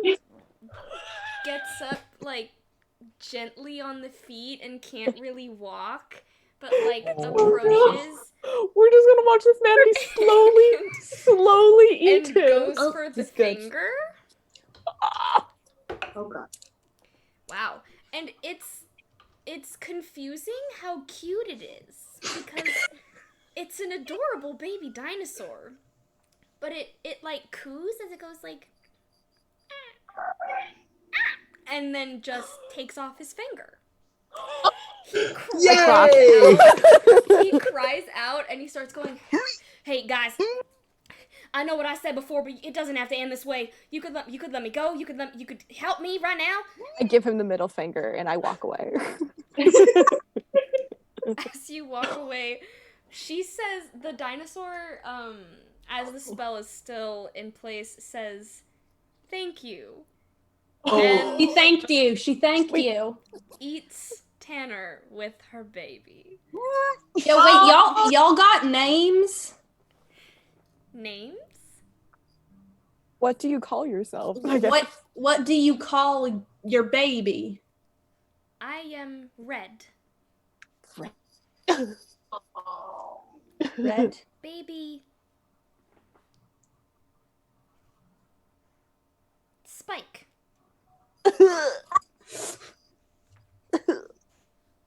So cute. Horrible. It is so disgusting, but so cute at the same time. And Aw. eventually Tanner's screams stop. Oh my What's just happening in the background? Wait, how are we gonna explain this to the Duchess? The It's dinosaurs. okay, we'll kill her too. No, it's fine because we technically didn't do it. The dinosaur ate him. They can Yeah, put a you truth, can't not natural lie. causes. like literally, if they put a truth spell on us, we're like, look, we saw the dinosaur ate him in front of our eyes. That's true. After this, true. Red starts licking Spike to clean up. Blood. It's a blood dog. It's a dog covered in blood. Picks him up, Doggy. Oh. bows her head, and Yay. starts Good walking guys. away. The We did So good. successful. Veroldi come out, and the chief looks kind of horrified at Tanner because he was just eaten alive. But looks at you, Solnora, because he knows that you seem to have understood him, Yep. and says, "Thank you." I bow, of course. And I Nature. say thank you. Nature, important. Agreed. Protection. Agreed. And his I daughter. see that Selnora seems to have understood her, so I clap. Okay. And Rodwin approaches and bows. And looks horrified also at Tanner. I don't blame her. So she gets a cloth out and kind of just covers him. And says, "How do you leave?" Boat. And then I do like little waves and then I have a boat. Do we know how to sail? We'll figure it out. I can turn into like a big fish. Like push up. Our way. That's like all scoot on. Just, put some Oh, ropes do I know around me, anything maybe it about- could be like I a don't know whale anything or about something. She Anything I could do. comes back in the tent and comes back out with a basket of like some fruit, some dried like jerky almost, and hands it out to you. Awesome. I take it gracefully and then bow, of course. because Okay. Why not? With your group's survival, you have a pretty good idea of where you have to go to find your way back to the boat. Wait, how late is it? It's night. It is dark. Oh, so we should probably stay the night. I will ask if we can sleep. Okay. Rodwin says tent. Okay. And she goes into one of the smaller tents, and another male elf emerges, and he has like extra cloth that him and another female elf kind of like maneuver to make. It's not very big, but I mean it'll do, and it's a medium-sized tent that you guys can stay in for the night. Yay! Is there anything you'd like to do before your long rest? No. So We're gonna have to work out. I do have a story. question. Are there any dead trees around here? Around here, no. Okay, because I wanted to see if Healing Word could heal some of these trees, but yeah. Oh wait, well, I guess if we have, I guess right before we go to bed, let me just see if there's anything I want to do with the spells I currently have prepared because I have 1 slot left. I guess I'll just say, you know what? And I'll just perform a funeral rite on Tanner so that he cannot become undead. Okay. Oh, I'll play music. Yeah. So I'll use my final spell slot to do ceremony. All right. He's not alive, or he'd probably thank you, but he is protected from being undead. As when you also, does he have any like weapons on his body? I have his weapons. He does. You have the 2 matching short swords, but he has a few daggers of various sizes that were in his various holsters in his pants. Does he have any regular supplies on him in general, like other than weapons? He had a backpack that had a rope, what did I say he had? Oh, it's a journal that is comprised of juicy letters between him I and will the be Duchess. reading. I'm reading that immediately. I would like to. I would like to sit there around the. I'd like to sit there around the campfire with the rest of the crew and read it out loud for everybody. There is quite a few like of having them. the bard. There's quite a few of them, but I know. I want to read all of them. A general consensus that you can gather is Tanner and the Duchess obviously have been having an affair for like a long time, and she kind of pulled one of those. Would you do anything for me? Oh god. Oh. She's like, you know I'd do anything for you. She's like, say I wanted an island. Oh god. He's like, Oh no. We can use this. Yes. And We can overthrow a government. Yes, we can. This is what we're doing. Basically, there was a lot of flowery language, some clear manipulation on the Duchess's part, and Tanner promised that he would conquer this island in Valda's name. Oh man. That's nasty. It's pretty gross, yeah. Dimitri, this is the most gossip he's probably ever heard in his life. He's like... I'm bugging out. He's like... First off, he has seen so many things today that he's never seen before. All of these, like, beasts that he's studied.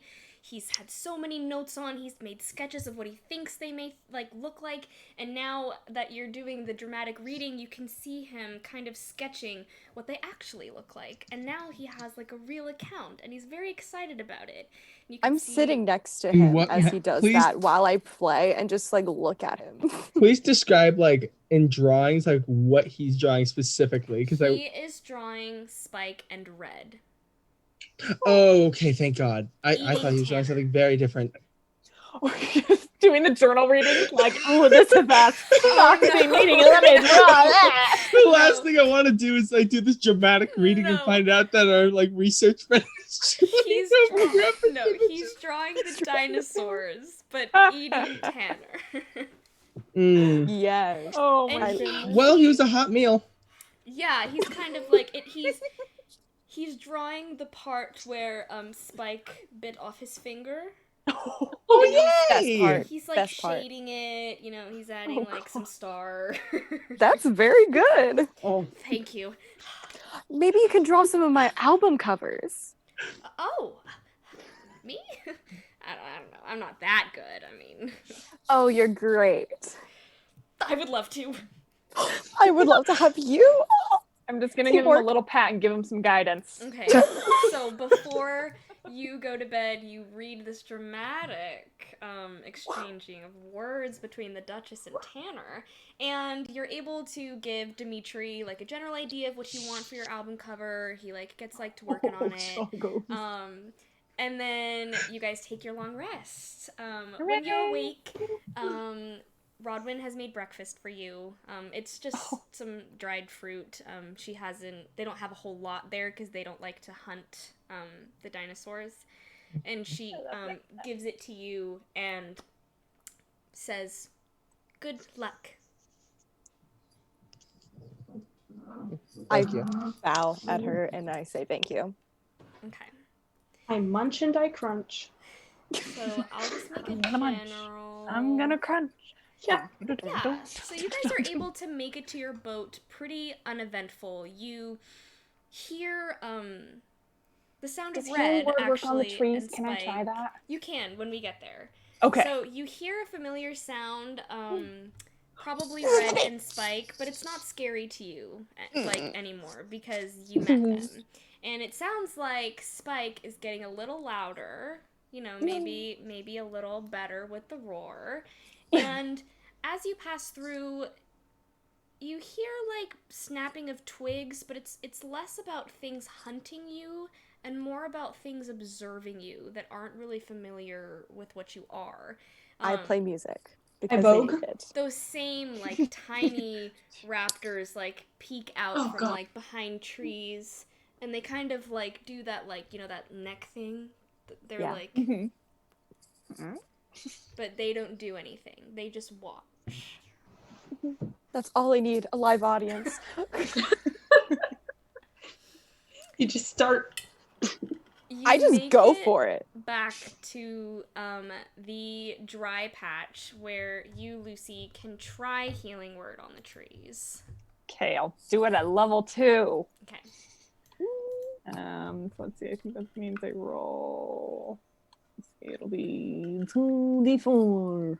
Okay, so what you're able to do to this tree is not necessarily like make it alive again, but remove the scorching damage.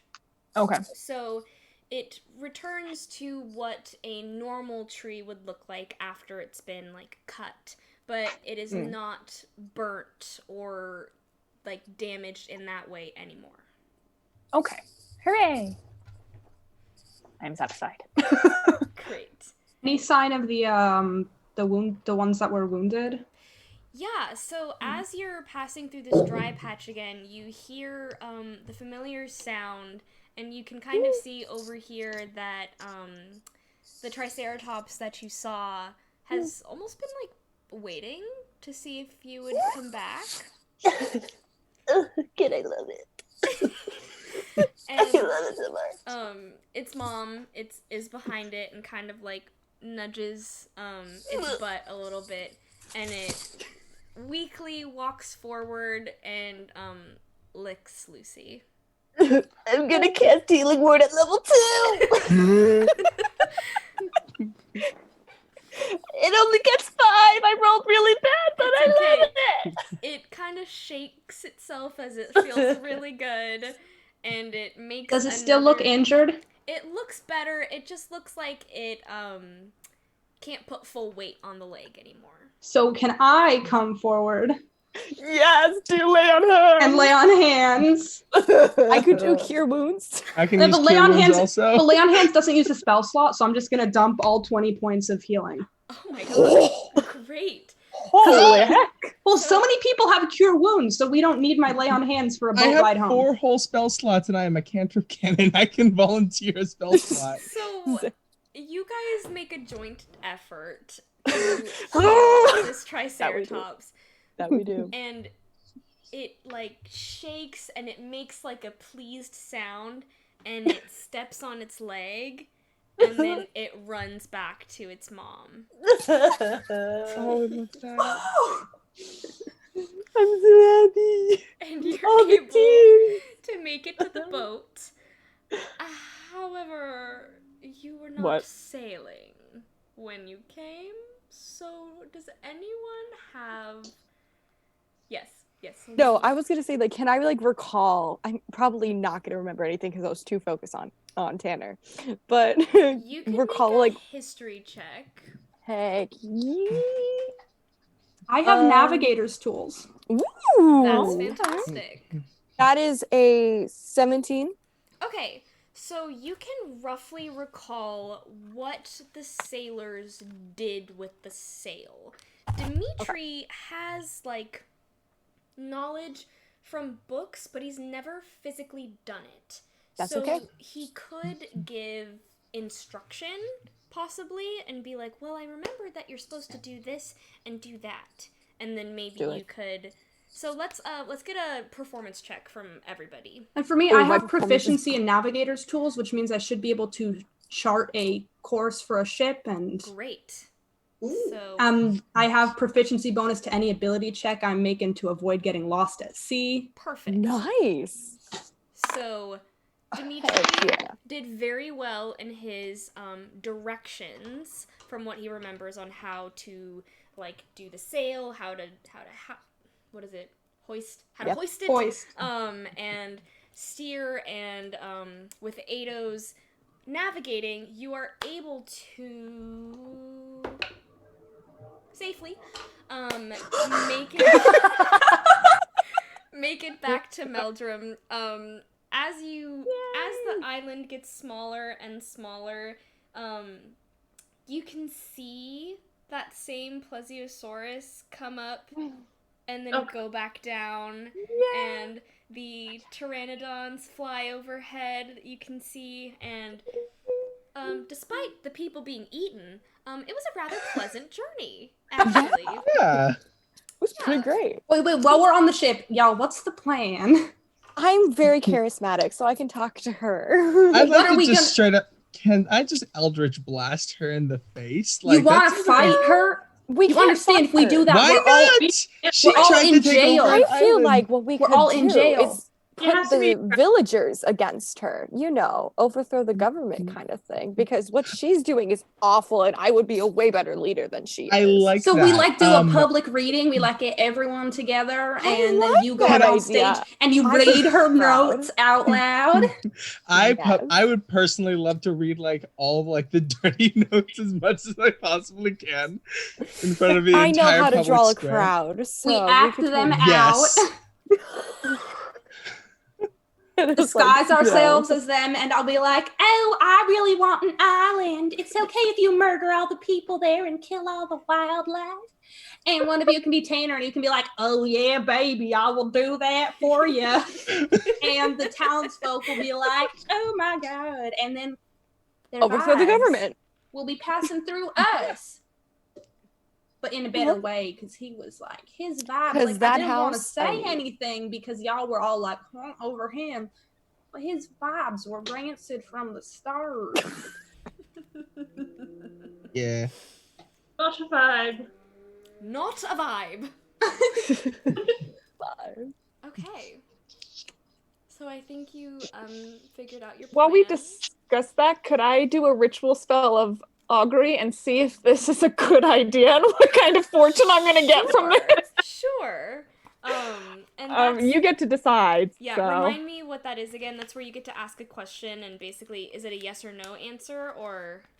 So I lay out tools, and I receive an omen from an otherworldly entity about the results of a specific course of action that you plan. Oh, it's one that we plan to take in the next 30 minutes, so I guess I can't do it right now. Well, if we're closer. The course of action can be getting off the boat and rounding people up in order to do this. Mm-hmm. Yeah. It's a multifaceted plan. There's multiple steps. You could Time is wait relative. to do it until you're at the docks again. Ooh. Yeah. Yeah, because it's going to take us a while. You can tell me either it's going to be good results, bad results, both, or you can give me nothing. The spell doesn't take into account any possible circumstances that might change the outcome, such as the casting of additional spells or the loss or gain of a companion. If you cast a spell 2 or more times before completing your next long rest, there's a cumulative 25% chance for each casting after the first that you get a random reading. So you get to choose Great. what result we're going to get. All right. So with all of you working together, you know, surprisingly do pretty well. Like, with Dimitri's instruction and Ado's navigation, you know, you make it there in a little faster than you made it to the island, but, you know, you can kind of notice that the wind is in your favor, which... No, it's all me. No. The vibes of the earth are with us and taking us to our destination. And soon the city of Meldrum is again in sight. You're probably about 10 minutes away. Okay, I'll do it. Okay. I'm writing a song to sing to the crowd right now, so give me a second. You get... Oh my god, yes. I'm not joking. I have a Okay, kazoo. so we're gonna have some good, some Just bad come myself. from this. I'm okay. With that. I'm okay. Just so you guys know, like, there's gonna be some good results and like some not so good results from this. So just be aware that we're gonna probably have some damage control. Sounds fun. We got a long rest. We're fine. We got a long rest. We're fine. Dwayne, I mean, you haven't. We've all kind of decided on this plan. Do you have any input? Are you okay with it? We talking to you. Yeah. We've all kind of said that we agree, but I want to make sure that you're also down with the plan because we don't. Awesome. Perfect. Hell yeah. Who would you like to play in the story? Red. Great answer. Okay. Do anyone have like disguise spells? Nice. I can pull some up. So Well, I guess I could look at what my spell list offers. I could trade one out and get a. I can do one on my. I can do one on myself because of a trait I have. Yeah, furbolgs would be cool. Yeah. I've never played this race before, and I didn't realize how many cool bonuses came with it. They're great. That's such cool stuff. Well, throw human out the window. Hang on. Let me play So the boat reaches the docks. Ado, with your navigation skills and Dimitri's recollection of specific kind of sailor's knots, you're able to tie it up pretty good and get out. What do you do? So as we're going, I'm just slapping everybody and giving them guidance. Great. Let me quickly check my spells real quick and see what I prepared and see if anything's helpful. Guys, I could prepare skywrite and write all these things up in the sky. Yes. Heck God. Yes, please. And So it she lasts can see for it an too. hour. And if anybody tries to like take you down while you're reading, I can compel them to fight me instead. I can also charm Ooh, people. Gosh, by we're overthrowing a government. I love it. And if need be, I can just Eldritch blast somebody when I'm on the I stage. mean, It's that's good. a little bit. Let's try and make this as peaceful as Aggressive. possible because if we Only if they're hurt people, attacking they won't us. want us Only as their attacking. leaders. No, of course, I'm saying only if they're attacking us, because that seems rude. I to see. That's attack fair. us That's for no fair. reason. Defense. All right. Only in Cool. self-defense. So, where we going? So is that Yeah, what we're you're going. to do, Lucy? Just whenever we start reading, I'll just start doing skywrite and writing everything that Alright, she's saying up in the so- sky. And also in the maybe clouds. start by saying like, come over to this area in town. Don't worry, I wrote a song. Oh. Yes. I'm so excited. So you So- distinctly remember by Pelton's pottery, there's a pretty big space that like a large crowd could gather. I'm walking over there. Good. When we pass by the Daffodil Guy's store, I'm just gonna poke my head and be like, hey, there's a pretty cool show going on. You might want to like Show. Like the theater? yeah, something like that. A little present. Live action. Live And action. he goes, thank you, Cared One, for this. He goes to the corner and he gets the owl on his arm. He's like, we're gonna see a show, you know, like, and I don't know if you understand me. And he starts walking and following you. I love it. Oh my gosh. So I will go Bless you, onto Caridon, the for giving us stage. that gift. And I will start playing a few chords, make it lively, and try and bring people in like I'm bringing a show for them because you know they all know me. Go ahead and make a performance check really quick. I like to cast Bless on top of that. Okay. So I get 1d4, right? And guidance. Yeah. Do I get 2? Wait. An additional 2d4. And can I assist by like dancing? Sing people? Sure. Or like trying to get people over or something? Yeah, you could be like, hey guys, music. Okay. Get ready to unlock your chakras and your soul. 26. Great. Woo! So you are playing some really good chords. Ado's dance moves combined with like, hey everybody, we got some drama. Like Such a good Macarena. people are starting to like come out of like the shops and like their homes and like you hear like some like, oh, what's going on? Oh, I don't know, like some whispers, and sooner or later you get like a pretty big crowd and they're kind of just like jamming and yeah. Awesome. So as I get to the first verse, I'll be like, now sit around as we tell a tale of our Duchess and her affair. Come real close and listen here while my friend tells you all the tea. I love it. Ooh. And I'm writing it's all in the sky. As soon as you said Duchess and affair, like, you know people love to talk. They start like, oh my god, affair, oh my god, and there's just like a whole bunch of like whistles and like whispers in the crowd, and they're like super excited to hear about that. And then I like play and like nod to Jim. Okay. As you read the tea. So you All right, dramatically. so I'm acting out whatever's going on. Great. So we have Selnora playing, Lucy writing what Jim says into the sky, Jim reading, and Ado acting out. And Caradwin, what would you like to be doing? Maybe I can transform myself into Spike and be like the cute little dinosaur on the stage. Yes. And we can be like, look what they wanted to kill. Yeah. Okay. Come out, be all cute, like this, all cute. Oh That's- my so gosh! That you is do the all cutest this. thing. You know, after a It's little Spike. bit, some guards start to come, but well, hold on, let me see. But they are like, you know, it's the Duchess, it's their boss. You love actually hearing like tea on your boss. And they start like looking at the sky, and like a few of them like kind of like elbow each other like like they totally like they're like, oh my god. And then you see Can't wait to get to the colonization part and see what you see one guard that Okay. is very fancily dressed. He looks like maybe an officer, and he looks heartbroken.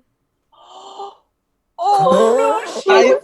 Do I notice this at all? You are reading. You might be like casually like glancing. Do I to notice your as I'm like audience. looking around the audience? This is Yeah. important to see whether or not I notice this guy in particular. Yes, because it's pretty easy. You can see there's smiles everywhere, but this guy looks like he's about to cry. I like to point out, like, and you, sir, in the back, you deserve better. Leave her. He like wipes Listen. his tears. Listen, come hang out with us later. I will buy you a drink at the tavern. It'll be a fun night. I got you covered. Don't worry. You see Somebody him lend me. like I like in the back. I'm like, can somebody lend me a couple gold pieces?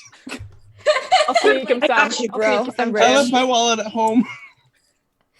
he wipes his tear, and you see like suddenly a look of like determination, and he like elbows the guards around him, and they start making their way towards the castle. wait, before Where's you the guys castle? leave, have you heard about their crimes?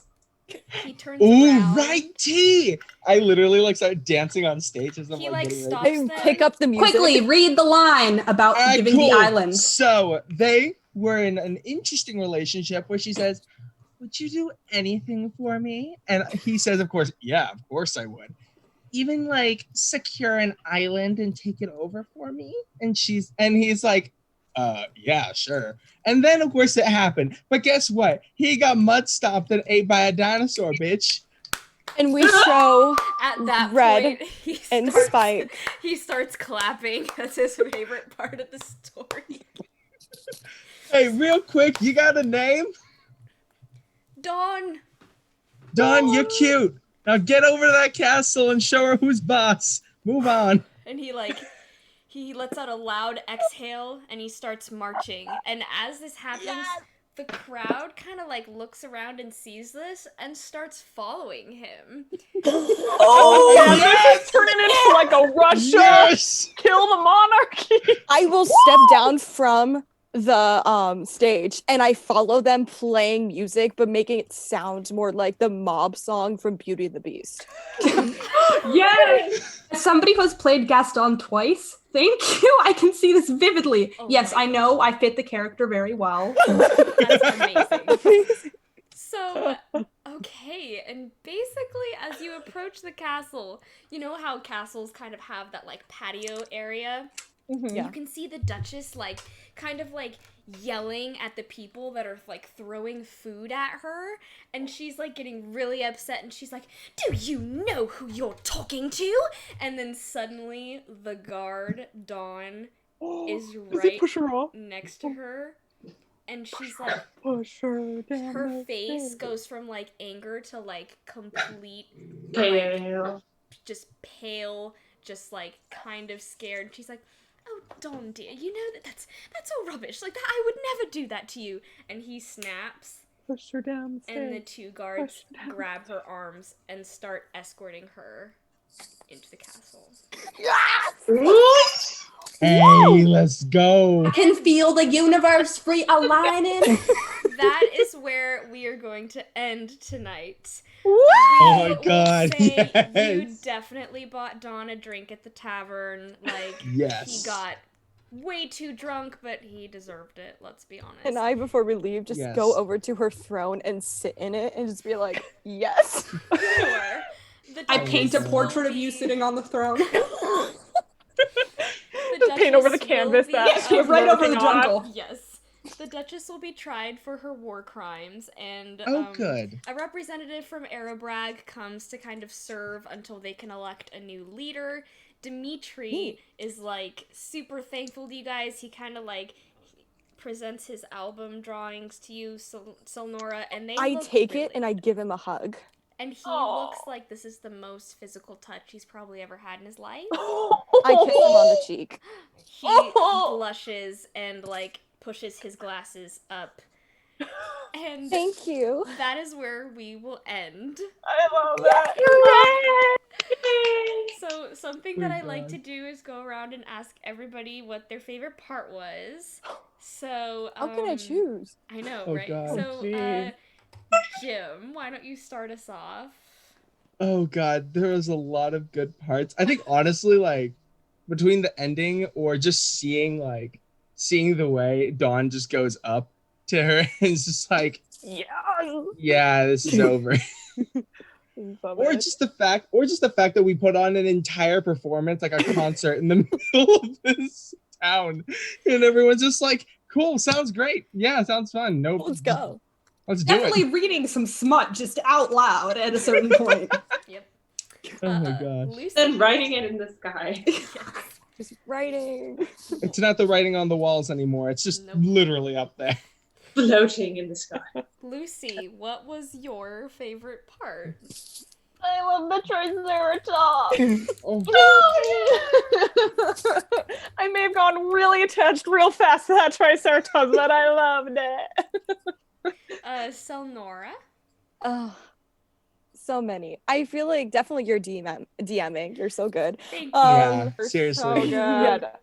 So all of your dinosaur noises, on point. Thank you. But definitely overthrowing the government is definitely the highlight. Not what I was expecting, but You're welcome. I'm always here for that kind of thing. Yes. Great. Ado. I'm caught between that daffodil store just situation. Oh my gosh, that was so good. Yeah.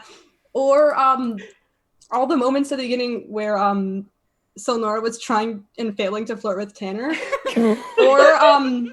Or just when Jim just started eldritch blasting the sword out of his hand. Fantastic. So good.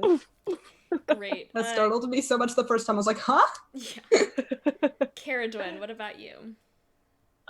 When Big Mama Red shows up for her baby. Definitely. Oh, That was good. much love. And of course, Daffodil's shop and his weird potential sister. I don't know. I'm so glad you did that. That was amazing. As soon as you said it, I was like, I gotta tie that in again at the end somehow. It's gotta Yes. happen. Wait, so how did you see the owl? I was looking around the shop and I saw something shine really briefly like a firefly. Oh, like, did you get a private message? Huh? She made it up. Oh. That was improv. That was And brilliant I improv took right that there. And I ran with it. Damn!